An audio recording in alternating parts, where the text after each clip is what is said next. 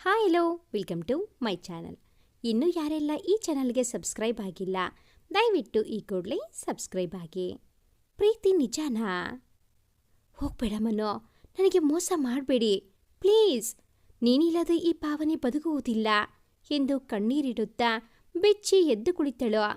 Time ಬೆಳಗ್ಗೆ 5:30. ಅಬ್ಬಾ, ಎಂಥ ಕನಸು ಎಂದು ತನ್ನ ಕಣ್ಣಲ್ಲಿ ನೀರು ನೋಡಿ, ಅಯ್ಯೋ ಕನಸಲ್ಲೂ ಅಳುತ್ತೇನಾ ನಾನು ಎಂದು ತನ್ನ ಪರಿಸ್ಥಿತಿ ನೆನೆದು ದುಃಖ ಹುಮ್ಮಳಿಸಿ ಬಂತು ಪಾವನಿಗೆ. ಅಷ್ಟರಲ್ಲಿ ಹಾಲಿನ ರಂಗಯ್ಯ ಮನೆಯ ಕಾಲಿಂಗ್ ಬೆಲ್ ಹೊತ್ತುತ್ತಾ ಅಮ್ಮ ಹಾಲು ಎಂದು ಕರೆಯುವ ಧ್ವನಿಗೆ ಪಾವನಿ ಎದ್ದು ಹೋಗಿ ಬಾಗಿಲು ತೆರೆಯಲು ಹಸನ್ಮುಖಿಯಾದ ರಂಗಯ್ಯ ಗುಡ್ ಮಾರ್ನಿಂಗ್ ಪಾವನಿ ಅಕ್ಕ ಎಂದು ಶುಭಾಶಯ ಕೋರಲು ಪ್ರತಿಯಾಗಿ ಪಾವನಿ ಗುಡ್ ಮಾರ್ನಿಂಗ್ ರಂಗಣ್ಣ ಎಂದು ಮುಖದಲ್ಲಿ ನಗು ತರುವ ಪ್ರಯತ್ನ ಕಣ್ಣು ಹಿಡಿದ ರಂಗಯ್ಯ, ಯಾಕಮ್ಮ ಬೆಳಗ್ಗೆ ಬೆಳಗ್ಗೆ ಹತ್ತಿರ ಆಗಿದೆ, ಯಾಕೆ ಯಜಮಾನರಿಗೂ ನಿಮಗೂ ಜಗಳನಾ ಎಂದು ಕೇಳಲು ಹಾಗೇನೂ ಇಲ್ಲ ರಂಗಣ್ಣ ಎಂದು ಹೇಳಿ ಒಳಗೆ ಹೋಗುತ್ತಾಳೆ. ರಂಗಣ್ಣ ಪಾಪ ಒಳ್ಳೆ ಹೆಂಗಸು, ಆದರೆ ಅವಳನ್ನು ಪ್ರೀತಿಯಿಂದ ನೋಡಿಕೊಳ್ಳಲು ಗಂಡನಿಗೆ ಏನ್ ರೋಗ ಎಂದು ತನ್ನ ಪಾಣಿಗೆ ತಾನು ಗೊಣಗುತ್ತಾ ಹೋಗುತ್ತಾನೆ. ಪಾವನಿ ಸ್ನಾನ ಮಾಡಲು ಹೋಗುವ ಮುಂಚೆ ಕನ್ನಡಿಯಲ್ಲಿ ತನ್ನ ಮುಖ ನೋಡುವಾಗ ಹಿಂದಿನ ದಿನ ಮನು ಹೇಳಿದ ಮಾತು ನೆನೆದು ದುಃಖ ಪಡುತ್ತಾ, ಮುಖ ನೋಡಿಕೋ ಹೀಗಾಗಿದೆ, ಸಂಶಯ ಪಡೋಕೋ ಒಂದು ಮಿತಿ ಇದೆ ಪಾವನಿ. ನಾನು ಗಂಡಸು, ಕೆಲಸ ಮಾಡ್ತೀನಿ, ಹೊರಗೆ ಹೆಂಗಸರ ಜೊತೆ ಮಾಡಬೇಕಾಗುತ್ತದೆ. ಅದನ್ನೇ ನೀನು ತಪ್ಪಾಗಿ ತಿಳಿದರೆ ನಾನೇನು ಮಾಡೋಕ್ಕೆ ಆಗೋದಿಲ್ಲ. ಮನೆಯಲ್ಲಿ ಒಬ್ಬಳೇ ಕುಳಿತು ನೀನು ನಿನ್ನ ಮೆಂಟಲ್ ಸ್ಟೆಬಿಲಿಟಿ ಕಳೆದುಕೊಳ್ಳುತ್ತಿದ್ದೀಯಾ, ಯಾವುದಕ್ಕೂ ಮನೋವೈದ್ಯರನ್ನ ಭೇಟಿಯಾಗು ಎಂದಾಗ ಅದುವರೆಗೂ ಗಂಡನ ಮಾತನ್ನು ತಾಳ್ಮೆಯಿಂದ ಕೇಳಿಸಿಕೊಳ್ಳುತ್ತಿದ್ದ ಪಾವನಿ ಕೋಪಗೊಂಡು, ಇದೊಂದು ಅಪವಾದ ಹೊರಸಿ ನನಗೆ ಹುಚ್ಚಿ ಪಟ್ಟ ಕಟ್ಟಿ ಆ ನಿಮ್ಮ ಪ್ರೀತಿಯ ಸ್ನೇಹ ಜೊತೆ ಹಾಯಾಗಿ ಇರಬಹುದು ಅಂತ ಅಲ್ವಾ ನಿಮ್ಮ ಐಡಿಯಾ ಎಂದು ಕೋಪದಲ್ಲಿ ತನ್ನ ನಿಯಂತ್ರಣ ತಪ್ಪಿ ಮಾತನಾಡುತ್ತಿರುವ ಪಾವನಿಯ ಕೆನ್ನೆಗೆ ಏಟು ಬಿದ್ದಾಗ ಎಚ್ಚೆತ್ತು, ಅಯ್ಯ ಏನಾಗಿದೆ ನನ್ನ ಬುದ್ಧಿಗೆ, ಸಾರಿ ಮನೋ, ನಿನ್ನ ಅತಿಯಾಗಿ ಪ್ರೀತಿಸುತ್ತೇನೆ. ನಿನ್ನ ಯಾರೊಂದಿಗೂ ಹಂಚಿಕೊಳ್ಳಲು ನನ್ನಿಂದ ಕಲ್ಪನೆಯನ್ನು ಮಾಡಲು ಸಾಧ್ಯವಿಲ್ಲ ಎಂದು ಕಣ್ಣೀರು ಹಾಕಲು ಮನು ಅಷ್ಟರಲ್ಲೇ ಮನೆಯಿಂದ ಹೊರ ನಡೆದಾಗಿರುತ್ತದೆ. ಪಾವನಿ ಕಣ್ಣೀರು ಹಾಕುತ್ತಾ ಮನು ಹೋಗ್ಬೇಡಿ ಎಂದು ಅಳುತ್ತಾ ಕುಸಿದು ಬೀಳುತ್ತಾಳೆ. ಅವನಿಗೆ ದಿನವಿಡೀ ಫೋನ್ ಮಾಡಿದರೂ ರಿಸೀವ್ ಮಾಡದೆ ಅವಳ ಮನಸ್ಸಿಗೆ ಘಾಸಿ ಮಾಡಿರುತ್ತಾನೆ. ನೆನಪಿನಿಂದ ಹೊರಬಂದ ಪಾವನಿ, ಹಾಗಾದರೆ ಮನು ನಿನ್ನೆ ಹೋದವರು ಇನ್ನೂ ಬಂದಿಲ್ವಾ ಎಂದು ಕಣ್ಣೀರು ಹಾಕುತ್ತಾ ಅವನಿಗೆ ಫೋನ್ ಮಾಡುತ್ತಾಳೆ. ಪಾವನಿ ಎಷ್ಟೇ ಕಾಲ್ ಮಾಡಿದರೂ ಮನು ರಿಸೀವ್ ಮಾಡದ ಕಾರಣ ಇವನಿಗೆ ನನ್ನ ಮೇಲೆ ಎಳ್ಳಷ್ಟು ಪ್ರೀತಿ ಇಲ್ಲ ಛೆ ಎಂದು ಬರುವ ಕಣ್ಣೀರು ಒರೆಸಿಕೊಂಡು ಸ್ನಾನ ಮಾಡಲು ಹೋಗುತ್ತಾಳೆ. ಮನೂನಿಗಾಗಿ ಅವನಿಷ್ಟದ ಕೇಸರಿ ಬಾತ್ ತಯಾರಿಸಿ ಅವನಿಗೆ ಸರ್ಪ್ರೈಸ್ ಕೊಡಬೇಕು ಎಂದು ಅವನ ಆಫೀಸ್ ಕಡೆ ಹೋಗುತ್ತಾಳೆ. ದಾರಿಯಲ್ಲಿ ಅವಳ ಪ್ರಾಣ ಸ್ನೇಹಿತೆ ಕಾವ್ಯಾಳನ್ನು ನೋಡಿದ್ದ ಪಾವನಿ ಸಂತೋಷದಿಂದ ಅವರೊಂದಿಗೆ ಮಾತನಾಡುತ್ತಾ ಹೆಜ್ಜೆ ಹಾಕಲು, ಪಾವನಿ ಯಾಕೆ ಇಷ್ಟೊಂದು ಸಣ್ಣವಾಗಿದ್ದಿ, ಹುಷಾರಾಗಿ ಇದ್ದೀಯಾ ಎಂದು ಕಳವಳೆಯಿಂದ ಕೇಳಲು, ನನಗೇನಾಗಿದೆ, ಚೆನ್ನಾಗಿದ್ದೀನಿ. ಅತಿಯಾಗಿ ಪ್ರೀತಿಸೋ ಗಂಡ ಇರುವಾಗ ಹೆಂಡತಿಯ ಸುಖಕ್ಕೆ ಏನು ಬರ ಹೇಳು ಎಂದು ಗೆಳತಿಯ ಮುಂದೆ ತನ್ನ ಮನಸ್ಸಿನ ನೋವನ್ನು ಬಚ್ಚಿಡುವ ಪ್ರಯತ್ನವನ್ನು ಮಾಡುತ್ತಾಳೆ. ಸರಿ ಹಾಗಿದ್ರೆ ಒಳ್ಳೆಯದು. ಹೌದು, ಈಗ ಯಾವ ಕಡೆ ಪ್ರಯಾಣ ನಿಮ್ಮದು ಎಂದಾಗ ಅದು ಅವರು ಬೆಳಗ್ಗೆ ಗಡಿಬಿಡಿಯಲ್ಲಿ ಲಂಚ್ ಬಾಕ್ಸ್ ಮರೆತು ಹೋದರು, ಅದಕ್ಕೆ ಅವರಿಗೆ ಕೊಟ್ಟು ಬರಲು ಹೋಗುತ್ತಿದ್ದೇನೆ. ಓ ಹೌದಾ, ಸರಿ ನಡಿ, ಹಾಗಾದರೆ ನನಗೂ ಶಾಪಿಂಗ್ ಹೋಗೋಕೆ ಯಾರ ಜೊತೆ ಇಲ್ಲ, ನೀನ್ ಬಾರೆ ಎಂದಾಗ ಸರಿ ನಡಿ, ಮೊದಲು ಅವರಿಗೆ ಊಟ ಕೊಟ್ಟು ಹೋಗೋಣ ಎಂದು ಇಬ್ಬರು ಮನೋಜ್ನ ಆಫೀಸ್ ಕಡೆ ಹೆಜ್ಜೆ ಹಾಕುತ್ತಾರೆ. ಅದೊಂದು ಐಷಾರಾಮಿ ಕಟ್ಟಡ, ಆಧುನಿಕ ಎಲ್ಲ ಸೌಕರ್ಯಗಳನ್ನು ಹೊಂದಿರುವ ಕಚೇರಿ, ಆದರೆ ಮನುಷ್ಯರ ಪ್ರೀತಿಯ ಕೊರತೆ ಎದ್ದು ಕಾಣುತ್ತಿತ್ತು. ಒಳಗೆ ಬಂದ ಸ್ನೇಹಿತರಿಬ್ಬರು ಅಪ್ಪ ಎಷ್ಟು ದೊಡ್ಡದಾದ ಆಫೀಸು ಎಂದು ಉದ್ಧರಿಸಲು ಕಾವ್ಯ ಪಾವನಿ ಕಡೆ ತಿರುಗಿ, ನೀನು ತುಂಬ ಲಕ್ಕಿ ಕಣೆ ಪಾವನಿ, ಅಷ್ಟು ಪ್ರೀತಿಸೋ ಗಂಡ ಇಂಥ ದೊಡ್ಡ ಆಫೀಸಲ್ಲಿ ಕೆಲಸ ಅಂದರೆ ಸಂಬಳನೂ ಜೋರಾಗಿ ಇರುತ್ತೆ ಅಲ್ವಾ ಎಂದಾಗ ಪಾವನಿ ಸಹ ತನ್ನ ಗಂಡನ ಕಚೇರಿಯನ್ನು ಮೊದಲ ಬಾರಿಗೆ ನೋಡಿದಾಗ ಹೌದು ಎಂದು ತಲೆಯಾಡಿಸುತ್ತಾಳೆ. ಅವಳನ್ನು ಒಂದು ಬಾರಿಯೂ ಕರೆದುಕೊಂಡು ಬಂದು ತನ್ನ ಕೆಲಸದ ಸ್ಥಳದ ಪರಿಚಯ ಮಾಡಿಸಿದ ನೆನಪು ಪಾವನಿಳಿಗೆ ಇರುವುದಿಲ್ಲ. ಸರಿ ನಡಿ ಎಂದು ಹೊರಟಿರುವ ಇಬ್ಬರನ್ನು ನೋಡಿದ ರಿಸೆಪ್ಷನಿಸ್ಟ್, ಹಲೋ, ಯಾರು ಬೇಕಿತ್ತು? ಹೇಳದೆ ಕೇಳದೆ ಒಳಗೆ ಬರುವುದಾ ಎಂದು ರೇಗಲು ಕಾವ್ಯಾಳಿಗೆ ಕೋಪ ಉಕ್ಕಿ ಬರುತ್ತದೆ. ಅವಳು ಪ್ರತಿಯಾಗಿ, ರೀ ಮೇಡಮ್, ನಮ್ಮನ್ನ ಯಾರು ಅಂತ ತಿಳಿದಿದ್ದೀರಾ?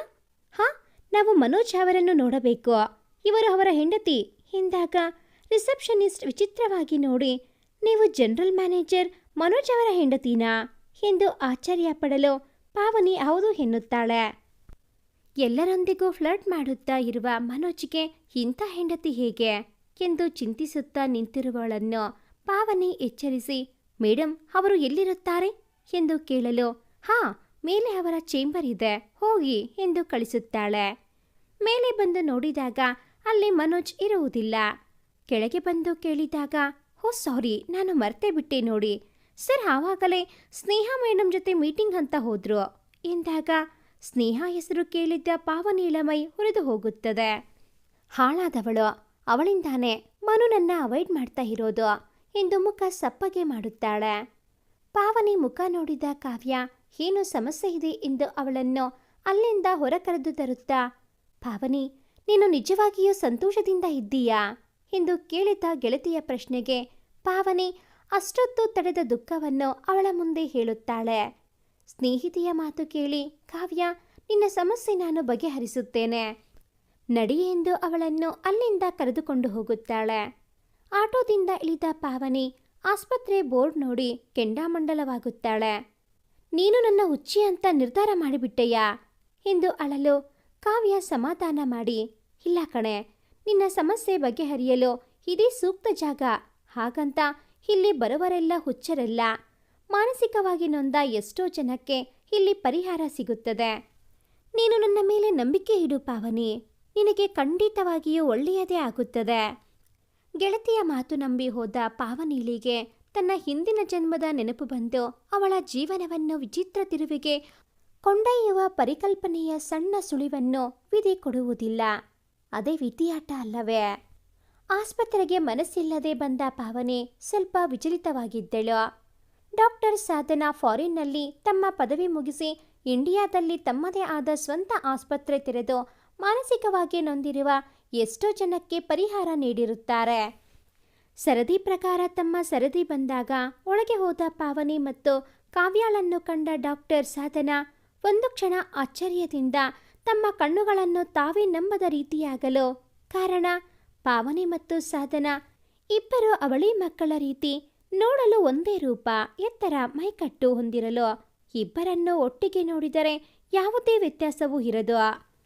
ಡಾಕ್ಟರ್ ಇವರನ್ನು ಬರಮಾಡಿಕೊಂಡು ಸಂತಸದಿಂದ ತಮ್ಮ ಆಶ್ಚರ್ಯವನ್ನು ತಿಳಿಸಲು ಎಲ್ಲರೂ ನಗುತ್ತಾ, ಸಾಧನಾ, ವೆಲ್ ಮಿಸಸ್ ಪಾವನಿ, ಹೇಳಿ ಏನ್ ನಿಮ್ಮ ಸಮಸ್ಯೆ ಎಂದಾಗ ಪಾವನಿ ಒಂದು ಕ್ಷಣ ಮೌನವಾಗಲು, ಡಾಕ್ಟರ್, ಸರಿ, ನೀವು ಬನ್ನಿ ನನ್ನ ಜೊತೆ ಎಂದಾಗ ಕಾವ್ಯ ಸಹ ಎದ್ದು ನಿಲ್ಲಲು, ನೀವು ಇಲ್ಲೇ ಕುಳಿತಿರಿ, ನಾನು ಟ್ರೀಟ್ಮೆಂಟ್ ಮಾಡಬೇಕು ಸೊ ಎಂದಾಗ, ಸರಿ ಮೇಡಮ್, ನಮ್ಮ ಪಾವನಿ ತುಂಬ ಸೆನ್ಸಿಟಿವ್, ಪ್ಲೀಸ್ ಎಂದಾಗ doctor, I am understand madam, don't worry, I am take care of her ಎಂದಾಗ ಸರಿ ಎಂದು ತಲೆಯಾಡಿಸುತ್ತಾಳೆ. ಪಾವನಿಳನ್ನು ಕರೆದುಕೊಂಡು ತನ್ನ ಕನ್ಸಲ್ಟೇಷನ್ ರೂಮ್ಗೆ ಹೋಗಿ ಪಾವನಿಳ ಬಗ್ಗೆ ಕೇಳುತ್ತಾ ಹೋದಾಗ ಅವಳು ತನಗೆ ಬೀಳುವ ಕನಸಿನ ಬಗ್ಗೆ ಹೇಳಿದಾಗ ಡಾಕ್ಟರ್ ಸಾಧನಾ, ಇದು ನಾರ್ಮಲ್ ಅನಿಸುತ್ತೆ ಪಾವನಿ, ಯಾಕೆಂದರೆ ಹೆಣ್ಣು ಮಕ್ಕಳು ಸ್ವಲ್ಪ ಓವರ್ ಪೊಸೆಸಿವ್ ಇರುತ್ತಾರೆ. ಸೊ ನಿಮಗೂ ಅದೇ ಸಮಸ್ಯೆ ಇದೆ, ನಿಮ್ಮ ಮೈಂಡ್ನ ರಿಲ್ಯಾಕ್ಸ್ ಇಡಿ, ಆವಾಗ ನಿಮ್ಮ ಗಂಡ ತಾವಾಗೆ ನಿಮಗೆ ಕಾಳಜಿ ಮಾಡುತ್ತಾರೆ. ನೀವು ಜಗಳ ಮಾಡಿದಷ್ಟು ಇಬ್ಬರಲ್ಲೂ ಅನ್ಯೋನ್ಯತೆ ಕಡಿಮೆ ಆಗುವುದು ಸಹಜ ಅಲ್ವಾ ಎನ್ನಲು ಪಾವನಿಳಿಗೂ ಅವರ ಮಾತು ಸರಿ ಎನಿಸುತ್ತದೆ. ಸರಿ ಮೇಡಮ್, ನೀವು ಹೇಳಿದ ಹಾಗೆ ರಿಲ್ಯಾಕ್ಸ್ ಇರುತ್ತೀನಿ ಎಂದು ಹೇಳಿ ಮನೆಗೆ ಹೋಗುತ್ತಾಳೆ. ಮನೆಗೆ ಬರುವಷ್ಟರಲ್ಲಿ ಮನು ಮನೆ ಬಾಗಿಲಲ್ಲಿ ನಿಂತಿರುವುದು ಕಂಡು, ಸಾರಿ ಮನು, ನಾನು ಹಾಸ್ಪಿಟಲ್ ಹೋಗಿದ್ದೆ, ಅದನ್ನು ಹೇಳೋಕೆ ಕಾಲ್ ಮಾಡಿದೆ, ಆದರೆ ನೀವು ಕಾಲ್ ರಿಸೀವ್ ಮಾಡಲಿಲ್ಲ ಎಂದಾಗ, ಸಾರಿ ಕಣೆ ಪಾವನಿ, ನಿನ್ನೆ ಕೋಪದಲ್ಲಿ ಹೊರಟು ಹೋದೆ, ಆಫೀಸ್ ಕೆಲಸ ಎಲ್ಲ ಟೆನ್ಷನ್, ಏನು ಮಾಡಲಿ ಎಂದಾಗ ಪಾವನಿ ಸಹ, ಮನು, ಮೊದಲು ಒಳಗೆ ಹೋಗೋಣ ನಡೀರಿ ಎಂದು ಒಳಗೆ ಹೋಗಿ ಅವನಿಗಾಗಿ ಕಾಫಿ ಮಾಡಿ ತರುತ್ತಾಳೆ. ಮನು ಸಂತೋಷದಿಂದ, ಪಾವನಿ, ನೀನು ದಿನಾಲೂ ಇದೇ ಥರ ಕಾಫಿ ಮಾಡಿಕೊಡು ಚಿನ್ನ ಎಂದು ಮುದ್ದು ಮಾಡಲು ಪಾವನಿ ನಾಚುತ್ತಾ ಸರಿ ಎಂದು ಕಿಚನ್ಗೆ ಹೋಗುತ್ತಾಳೆ. ಇತ್ತ ಮನು ಇವಳೊಬ್ಬಳು ಯಾವಾಗಲೂ ಕಾಡುತ್ತಾಳೆ. ಇರುವುದೊಂದು ಲೈಫ್, ಅದನ್ನು ಎಂಜಾಯ್ ಮಾಡೋಕೆ ಈ ಥರ ಪ್ರೀತಿ ನಾಟಕ ಮಾಡಬೇಕು ಎಂದು ನಗುತ್ತಾ ತನ್ನ ಮೊಬೈಲ್ನಿಂದ ಹಾಯ್ ಸ್ನೇಹ ಡಾರ್ಲಿಂಗ್ ಎನ್ನುತ್ತಾ ಹೊರಗೆ ಹೋಗುತ್ತಾನೆ. ರಾತ್ರಿ ಮಲಗಿದಾಗ ಮತ್ತದೇ ಕನಸು. ಪಾವನಿ ಈ ಬಾರಿ ಮನು ಎನ್ನುವ ಬದಲು ಅನು ಎಂದು ಚೀರಿ ಗಾಬರಿಯಲ್ಲಿ ಎದ್ದಾಗ ಪಕ್ಕದಲ್ಲಿ ಇದ್ದ ಮನು ಎಲ್ಲೋ ಹೋಗಿರುತ್ತಾನೆ. ಎಲ್ಲಿ ಹೋದ್ರು ಎಂದು ಹುಡುಕುತ್ತಾ ಹೋದ ಪಾವನಿಳಿಗೆ ಗಂಡನ ಮಾತುಗಳನ್ನು ಕೇಳಿ ತಲೆ ತಿರುಗುತ್ತದೆ. ಎಂಥ ಮೋಸದ ಪ್ರೀತಿ ಇವನದು ಎಂದು ಕೋಪ ದುಃಖ ಹೊಟ್ಟಿಗೆ ಬರಲು ತನ್ನ ಕೋಣೆಗೆ ಹೋಗಿ ಅಳುತ್ತಿರಲು, ಇಲ್ಲ ನಾಳೆ ಡಾಕ್ಟರ್ಗೆ ಹೇಳಬೇಕು, ನನ್ನದೇ ಓವರ್ ಪೊಸೆಸಿವ್ ಅಂದ್ರು, ಈ ನಾಟಕದ ಪ್ರೀತಿಗೆ ಏನನ್ನಬೇಕು ಎಂದು ಅಳುತ್ತಾ ಮಲಗಿಕೊಳ್ಳುತ್ತಾಳೆ. ಬೆಳಗ್ಗೆ ಬೇಗ ಎದ್ದು ಪಾವನಿ ಡಾಕ್ಟರ್ ಸಾಧನಾಳಿಗೆ ಕರೆ ಮಾಡಲು, ಡಾಕ್ಟರ್ ಹೇಳಿ ಪಾವನಿ ಹೇಗಿದ್ದೀರಿ, ಬೆಳಗ್ಗೆ ಕಾಲ್ ಮಾಡಿದ್ದೀರಿ ಎಂದಾಗ, ಹೌದು ಮೇಡಮ್, ನಿಮಗೆ ಮೀಟ್ ಮಾಡಬೇಕಿತ್ತು, ನೀವು ಎಷ್ಟು ಗಂಟೆಗೆ ಬರುತ್ತೀರಿ ಎಂದಾಗ, ನಾನು 10 ಗಂಟೆಗೆ ಬರುತ್ತೇನೆ, ಬನ್ನಿ ಹಾಸ್ಪಿಟಲ್ನಲ್ಲೇ ಮಾತಾಡೋಣ ಎಂದಾಗ ಸರಿ ಎಂದು ಕಾಲ್ ಕಟ್ ಮಾಡುತ್ತಾಳೆ. ಪಾವನಿಳ ಧ್ವನಿಯಿಂದ ಸಾಧನಾಳಿಗೆ ಅವಳ ಸಮಸ್ಯೆ ಇನ್ನೂ ಬಗೆಹರಿದಿಲ್ಲ ಎಂದು ನಿಟ್ಟುಸಿರು ಬಿಡುತ್ತಾಳೆ. ಹಾಸ್ಪಿಟಲ್ಗೆ ಬಂದ ಪಾವನಿ ಸಾಧನಾಳ ರೂಮ್ಗೆ ಹೋಗಲು, ಡಾಕ್ಟರ್ ಬನ್ನಿ ಪಾವನಿ ಎಂದು ಪ್ರೀತಿಯಿಂದ ಆಹ್ವಾನಿಸಲು, ಪಾವನಿ ಮೇಡಮ್ ನನ್ನ ಗಂಡ ನನಗೆ ಮೋಸ ಮಾಡುತ್ತಿದ್ದಾನೆ ಎಂದು ಅಳಲು, ಡಾಕ್ಟರ್ ರಿಲ್ಯಾಕ್ಸ್ ಪಾವನಿ, ಮೊದಲು ಕುಳಿತುಕೊಳ್ಳಿ ಪ್ಲೀಸ್ ಎಂದಾಗ ಪಾವನಿ ಚೇರ್ ಮೇಲೆ ಕುಳಿತುಕೊಂಡು ಕಣ್ಣೀರು ಹಾಕುವಾಗ ಸಾಧನ ಅವಳಿಗೆ ನೀರು ಕೊಟ್ಟು ಸಮಾಧಾನ ಮಾಡಲು, ಹೇಳಿ ಪಾವನಿ ಏನಾಯಿತು ಎಂದು ಕೇಳಿದಾಗ ಎಲ್ಲ ವಿಚಾರ ತಿಳಿಸಲು ಹಾಗೆ ತನ್ನ ಕನಸಿನ ಬಗ್ಗೆನೂ ಹೇಳುತ್ತಾಳೆ.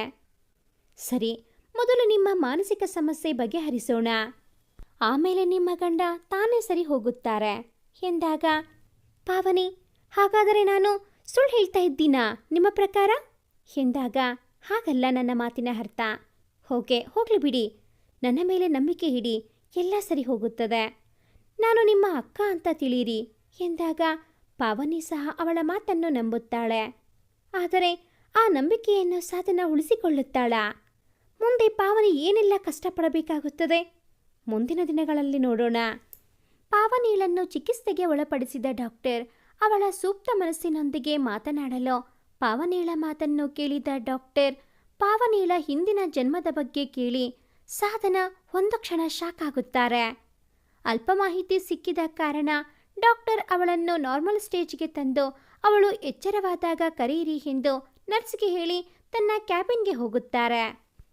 ಇತ್ತ ಪಾವನಿಳ ಮನಸ್ಸು ಯಾವುದೋ ಅರಿಯದ ಬಂಧನ ಅವಳನ್ನು ಕೈ ಬೀಸಿ ಕರೆಯುವ ಹಾಗೆ, ಕಣ್ಣ ಮುಂದೆ ಅಸ್ಪಷ್ಟ ಘಟನೆಗಳು, ಯಾರೋ ಹೊಡೆಯುವ ಹಾಗೆ, ಒಬ್ಬ ಹೆಂಗಸು ಅಳುವ ರೀತಿ ಒಡೆಸಿಕೊಳ್ಳುತ್ತಿರುವ, ಹೆಂಗಸಿನ ಮುಖದಲ್ಲಿನ ಕೋಪ ಅಸ್ಪಷ್ಟವಾಗಿ ಏನೋ ಹೇಳುತ್ತಿರುವ ಹಾಗೆ ಚಿತ್ರಗಳು ಕಣ್ಣ ಮುಂದೆ ಬಂದು ಪಾವನಿ ಅಮ್ಮ ಎಂದು ಕಿರುಚಿಕೊಂಡು ಕಣ್ಣು ಬಿಡಲು ನರ್ಸ್ ಗಾಬರಿಯಲ್ಲಿ, ಮೇಡಮ್ ಏನಾಯಿತು ಎಂದು ಕೇಳಲು ಪಾವನಿ ಭಯದಲ್ಲಿ, ನಾನು ಮನೆಗೆ ಹೋಗಬೇಕು ಎಂದು ಅಳುತ್ತಾ ಎದ್ದು ಕುಳಿತುಕೊಳ್ಳಲು ನರ್ಸ್ ಓಡುತ್ತಾ ಹೋಗಿ ಸಾಧನಾಳನ್ನು ಕರೆದುಕೊಂಡು ಬರುತ್ತಾರೆ. ಸಾಧನ ಬಂದಾಗ ಪಾವನಿ ಇನ್ನೂ ಭಯದಲ್ಲಿ ನಡುಗುತ್ತಿರಲು ಅವಳಿಗೆ ಸಮಾಧಾನ ಮಾಡುತ್ತಾ, ಪಾವನಿ ಏನಾಯಿತು ಎಂದಾಗ, ಸಾಧನ ಅದು ಏನೇನೋ ವಿಚಿತ್ರ ಕನಸು, ಯಾರದೋ ಮನೆ, ಯಾರೋ ಯಾರಿಗೋ ಹೊಡೆಯುವ ಕನಸು, ಅಯ್ಯೋ ನನ್ನ ತಲೆ ಚಿಟ್ಟ ಹಿಡಿಯುತ್ತಿದೆ ಸಾಧನ, ಪ್ಲೀಸ್ ನನ್ನ ಸಾಯಿಸಿಬಿಡು, ನನಗೆ ಸಹಿಸಲು ಆಗುತ್ತಿಲ್ಲ, ಗಂಡನ ಮೋಸದ ಪ್ರೀತಿ, ಈ ವಿಚಿತ್ರವಾದ ಮನೋರಾಗ ನನ್ನಿಂದ ಸಹಿಸಲು ಆಗುತ್ತಿಲ್ಲ ಸಾಧನ, ಪ್ಲೀಸ್ ಎಂದು ಅಳಲು ಸಾಧನ ಮನಸ್ಸಿನಲ್ಲಿ ಇಷ್ಟು ಬೇಗ ಮಾಡಿದ ಪಾಪ ತೀರುತ್ತಾ ಎಂದು ಮುಖವನ್ನು ಬೇರೆ ಕಡೆ ತಿರುಗಿಸಿ ವ್ಯಂಗ್ಯವಾಗಿ ನಗುತ್ತಾ ಕ್ಷಣದಲ್ಲಿ ಡೋಂಟ್ ವರಿ ಅನುಪಮ ಎಂದಾಗ, ಪಾವನಿ ಈ ಹೆಸರು ಮೊದಲು ಯಾರೋ ತನ್ನನ್ನು ಕರೆದಾಗೆ ಆಗಲು, ಏನಂದೆ ಸಾಧನ, ಅನುಪಮನಾ ಎಂದಾಗ, ಓ ಸಾರಿ ಪಾವನಿ, ನನ್ನ ಬೆಸ್ಟ್ ಫ್ರೆಂಡ್ ಅನುಪಮ ಅಂತ ಬಾಯಿ ತಪ್ಪಿ ಹಾಗಂದೆ ಎಂದು ಮಾತನ್ನು ಬದಲಿಸಲು ಪಾವನಿಳ ಮನಸ್ಸು ಮಾತ್ರ ಯಾವುದೋ ಗೊಂದಲದಲ್ಲಿ ಸಿಲುಕಿ ಒದ್ದಾಡುತ್ತಿರುತ್ತದೆ. ಮನೆಗೆ ಬಂದ ಪಾವನಿಳಿಗೆ ವಿಪರೀತ ತಲೆನೋವು. ತನ್ನ ಸಂಕಟವನ್ನು ಕೇಳದ ಮನುನ ಮನಸ್ಸು ಇಷ್ಟೊಂದು ಕಲ್ಲಾಯಿತಾ ಎಂದು ಮರಗುತ್ತಾಳೆ. ಸ್ವಲ್ಪ ನಿದ್ದೆ ಮಾಡೋಣ ಎಂದು ಮಲಗಿದ ಪಾವನಿಳಿಗೆ ಮತ್ತದೇ ಕನಸು. ಈ ಬಾರಿ ಯಾವುದೋ ಊರಿನ ದ್ವಾರ ಬಾಗಿಲು ಕಾಣಿಸುತ್ತದೆ. ಊರಿನ ಹೆಸರು ಅಸ್ಪಷ್ಟವಾಗಿ ಕಾಣಿಸುತ್ತಿದೆ. ಪಾವನಿ ಕನವರಿಸುತ್ತಾ ಕನಸು ಮುಂದುವರೆದು ಯಾರೋ ಒಬ್ಬ ವ್ಯಕ್ತಿ, ಹೇ ಅನುಪಮ, ನೀನು ಉದ್ಧಾರ ಆಗಲ್ಲ ಕಣೆ. ನೀನು ಮಾಡಿರುವ ಪಾಪ 7 ಜನ್ಮ ನಿನ್ನ ಕಾಡುತ್ತದೆ, ನೋಡ್ತಾ ಇರು ಎಂದಾಗ, ಹೇ ನೋಡೋಣ ಹೋಗೋ ಎಂದು ದಿಮಾಕಿನ ಮಾತನ್ನು ಆಡುವ ಆ ಹುಡುಗಿಯ ಮುಖ ಈಗ ಸ್ಪಷ್ಟವಾಗಿ ಕಾಣುತ್ತಿದೆ. ಪಾವನಿ ನಿದ್ದೆ ಮಂಪರಿನಲ್ಲಿ, ಅರೆ ಇದು ನನ್ನ ಮುಖಾನೇ ಎಂದು ಬಡಬಡಿಸಲು ಹೊರಗೆ ಯಾರೋ ಜೋರಾಗಿ ಬಾಗಿಲು ಬಡಿಯುವ ಸದ್ದಿಗೆ ಎಚ್ಚರಗೊಂಡು, ಅರೆ ನಾನು ಇಷ್ಟೊತ್ತು ಮತ್ತೆ ಕನಸು ಕಂಡಿದ್ದ, ಅಯ್ಯೋ ದೇವರೇ ಎಂದು ಎದ್ದು ಹೊರಗೆ ಬಾಗಿಲು ತೆರೆಯಲು ಬರುತ್ತಾಳೆ. ಬಾಗಿಲ ಮುಂದೆ ನಿಂತ ಪೋಸ್ಟ್ ಮ್ಯಾನ್, ಏನಮ್ಮ ಎಷ್ಟು ಅಂತ ಬಾಗಿಲು ಬಡಿಯುವುದು, ಕರ್ಮ ಎಂದು ಗೊಣಗುತ್ತಾ, ಸರಿ ತೆಗೆದುಕೊಳ್ಳಿ ಎಂದು ಒಂದು ಕವರ್ ಕೊಡಲು ಪಾವನಿ, ನನ್ನಂಥ ಅನಾಥೆಗೂ ಲೆಟರು ಎಂದು ಮನದಲ್ಲೇ ಮರಗುತ್ತಾ ಅದರ ಫ್ರಮ್ ಅಡ್ರೆಸ್ ನೋಡಿ, ಸರ್ ನೀವು ರಾಂಗ್ ಅಡ್ರೆಸ್ಗೆ ಬಂದಿದ್ದೀರಿ, ಇದರ ಮೇಲೆ ಅನುಪಮ ಅಂತ ಇದೆ, ನಮ್ಮಲ್ಲಿ ಅನುಪಮ ಅಂತ ಯಾರೂ ಇಲ್ಲ ಎಂದಾಗ ಮೊದಲೇ ಬಿಸಿಲಿನ ಬೇಕೆಯಿಂದ ಬೇಸತ್ತಿದ್ದ ಪೋಸ್ಟ್ ಮ್ಯಾನ್ ರೇಗುತ್ತಾ ಲೆಟರ್ ನೋಡಲು ಅಡ್ರೆಸ್ 12/1 ಮೇನ್ ರೋಡ್ 2ನೇ ಬ್ಲಾಕ್, ನೆಹರು ನಗರ, ಬೆಂಗಳೂರು ಎಂದು ಜೋರಾಗಿ ಹೋದೆ. ಮನೆ ಅಡ್ರೆಸ್ ನೋಡಲು ಅದು ಸರಿ ಇರುತ್ತದೆ. ಪೋಸ್ಟ್ ಮ್ಯಾನ್ ಕೋಪದಲ್ಲಿ, ಏನ್ರಿ ನನ್ನ ರಾಂಗ್ ಅಂತೀರಾ, ಇಲ್ಲಿ ನೋಡಿ ಮನೆ ವಿಳಾಸ ಎಂದು ತೋರಿಸಲು ಪಾವನಿ, ಹೌದಲ್ವಾ ಎಂದು ನೋಡಲು ಪೋಸ್ಟ್ ಮ್ಯಾನ್, ಒಳ್ಳೆ ಹುಚ್ಚರ ಸಹವಾಸ ಎಂದು ಗೊಣಗುತ್ತಾ ಹೊರಟು ಹೋಗುತ್ತಾನೆ. ಒಳಗೆ ಬಂದ ಪಾವನಿ ಲೆಟರ್ ನೋಡಲು ಅದು ಒಂದು ಶಾಲೆಯ ವಾರ್ಷಿಕೋತ್ಸವದ ಆಹ್ವಾನ ಪತ್ರಿಕೆ. ಅರೆ ನನಗ್ಯಾರೋ ಕಳಿಸಿರಬಹುದು. ಮನು ನಾನು ಚೆನ್ನಾಗಿದ್ದರೆ ನಮಗೂ ಮಗು ಆಗಿ ನಾವದರ ಶಾಲೆಯ ಕಾರ್ಯಕ್ರಮಕ್ಕೆ ಹೋಗಬಹುದಿತ್ತಲ್ವಾ ಎಂದುಕೊಳ್ಳಲು ಆ ಭಾವನೆ ಅವಳಿಗೆ ಮಧುರ ಅನುಭವವನ್ನು ನೀಡುತ್ತದೆ. ತನ್ನ ಯೋಚನೆಯಿಂದ ಹೊರಬಂದು, ಇದ್ಯಾರದು ನನಗೆ ಬಂದಿದೆ ಪಾಪ ಎಂದು ಅದನ್ನು ಎಸೆಯಬೇಕು ಎಂದಾಗ ಅದರ ಮೇಲಿನ ಹೆಸರು ಅನುಪಮ ಎಜುಕೇಶನ್, ರಾಮದುರ್ಗ ಎಂದು ಹೆಸರು. ಓದಲು ಏನೋ ಮಿಂಚಿನ ಸಂಚಾರವಾಗಲು, ಯಾರೇ ಅನುಪಮ, ನನ್ನ ಯಾಕಿಷ್ಟು ಕಾಡುತ್ತಿದ್ದಾಳೆ ಎಂದು ತಲೆ ಮೇಲೆ ಕೈ ಹೊತ್ತು ಕುಳಿತುಕೊಳ್ಳುತ್ತಾಳೆ.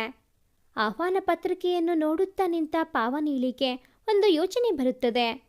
ನನ್ನ ಮನಸ್ಸು ಸರಿ ಹೋಗಲು ಈ ಮಕ್ಕಳ ಕಾರ್ಯಕ್ರಮದಿಂದ ಏನಾದರೂ ಸಹಾಯವಾಗಬಹುದು.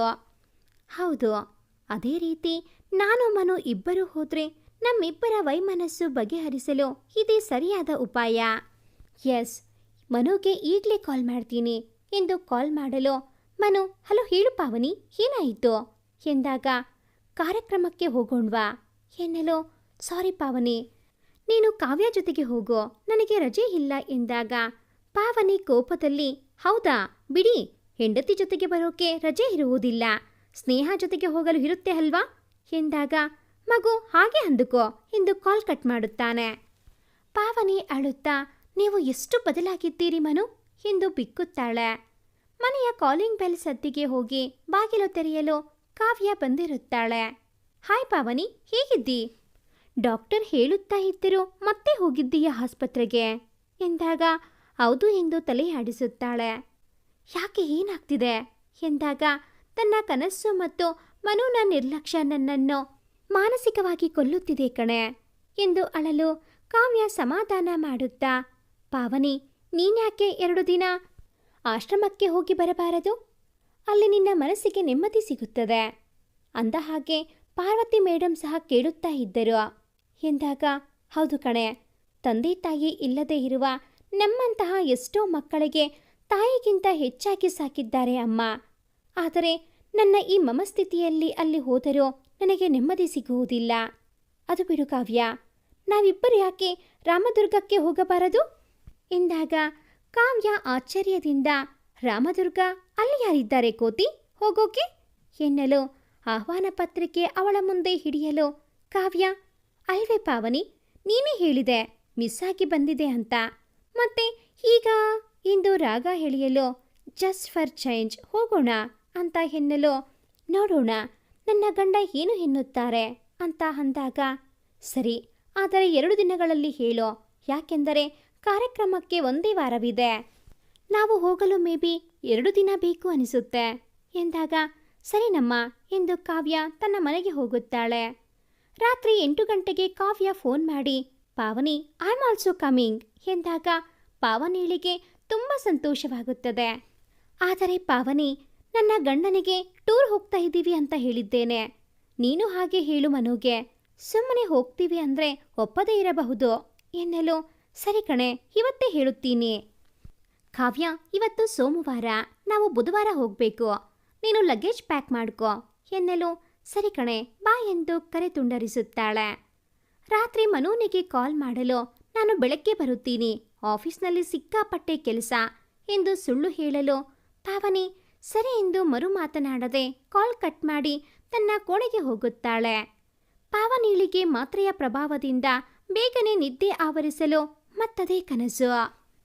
ಯಾರೋ ವ್ಯಕ್ತಿ ಜೋರಾಗಿ ನಡೆದುಕೊಂಡು ಹೋಗುತ್ತಿರುವನನ್ನು ತಡೆಯಲು ಹಿಂದೆ ಒಬ್ಬ ಪ್ರಾಯದ ಹುಡುಗಿ ಅಳುತ್ತಾ, ನಿಂತ್ಕೋ ಅನು ಎಂದಾಗ ಅವನು ತಿರುಗಿ, ನನ್ನ ಬಿಟ್ಬಿಡು, ನನ್ನಿಂದ ಅವಳನ್ನು ಮರೆಯಲು ಸಾಧ್ಯವಿಲ್ಲ ಎಂದು ಹೇಳಿ ಬೆಟ್ಟದ ತುದಿಗೆ ಹೋಗಲು ನೋಡುತ್ತಿದ್ದಂತೆ ಪ್ರಪಾತಕ್ಕೆ ಬಿದ್ದು ಬಿಡುತ್ತಾನೆ. ಆ ಹುಡುಗಿ ಗಾಬರಿಗೊಂಡು, ಬೇಡ ಅನುಪಮ, ನನ್ನ ಬಿಟ್ಬಿಡು, ದಮ್ಮಯ್ಯ ಬಿಟ್ಬಿಡು ಎಂದು ಗೋಳಾಡಲು ಅವಳ ಕೆನ್ನೆ ಜೋರಾಗಿ ಹೊಡೆದು, ನಾನು ಇದೇ ರೀತಿ ತಾನೇ ನನ್ನ ಅನುನ ಬಿಟ್ಟುಕೊಡಲು ಕೇಳಿದ್ದು? ಆದರೆ ನಿನಗೆ ನಿನ್ನ ಅಕ್ಕನ ಮಾತಿಗಿಂತ ಇವನ ಪ್ರೀತಿ ಹೆಚ್ಚಾಗಿದೆ ಅಲ್ವಾ ಎಂದು ಹಲ್ಲು ಕಡಿಯುತ್ತಾ, ಚಿಂತೆ ಮಾಡಬೇಡ, ನಿನ್ನನ್ನು ಅವನ ಜೊತೆಗೆ ಕಳಿಸ್ತೀನಿ ಎಂದು ವಿಚಿತ್ರವಾಗಿ ನಗಲು ಆ ಹುಡುಗಿ, ಮೊದಲು ಆ ಕೆಲಸ ಮಾಡು, ನನಗೆ ನನ್ನ ಅನುನ ಬಿಟ್ಟು ಬದುಕಲು ಮನಸ್ಸಿಲ್ಲ. ಆದರೆ ಒಂದು ಮಾತು ನೆನಪಿಟ್ಟಿಕೋ, ಮುಂದಿನ ಜನ್ಮ ಹೊಂದಿದ್ದರೆ ಆ ದೇವರು ಖಂಡಿತವಾಗಿಯೂ ನೀನು ಇಷ್ಟಪಡುವ ವ್ಯಕ್ತಿ ನಿನ್ನನ್ನು ಅಲಕ್ಷ್ಯ ಮಾಡಲಿ ಎಂದು ಅಳುತ್ತಾ ತಾನು ಪ್ರಪಾತಕ್ಕೆ ಬಿದ್ದು ಬಿಡುತ್ತಾಳೆ. ಆ ಇನ್ನೊಬ್ಬ ಯುವತಿ ತಿರುಗಿ ನೋಡಲು ಪಾವನಿ ಅಮ್ಮ ಎಂದು ಬೆಚ್ಚಿ ಬಿದ್ದು ಹೇಳಲು ಪೂರ್ತಿ ಬೆವತು ಹೋಗಿರುತ್ತಾಳೆ. ಹಾಗಾದರೆ ನಾನು ಕೊಲೆ ಎಂದು ಮುಂದೆ ಯೋಚಿಸಲಾಗದೆ ನಡಿಗೆ ಹೋಗುತ್ತಾಳೆ. ಭಯದಲ್ಲಿ ಪಾವನಿಳಿಗೆ ನಿದ್ದೆ ಕನಸಿನ ಮಾತಾಗುತ್ತದೆ. ಈ ಅನುಪಮ ಯಾರೋ, ನನಗೇಕೆ ಹೀಗಾಗುತ್ತಿದೆ? ಹಾಗಾದರೆ ಆ ಪ್ರಪಾತಕ್ಕೆ ಯಾರನ್ನು ತಳ್ಳಿದರು ಎಂದು ಯೋಚಿಸಲು ಮನೆಯ ಕಾಲಿಂಗ್ ಬೆಲ್ಗೆ ಎಚ್ಚೆತ್ತ ಪಾವನಿ ಗಡಿಯಾರ ನೋಡಲು ಬೆಳಗ್ಗೆ 5:30.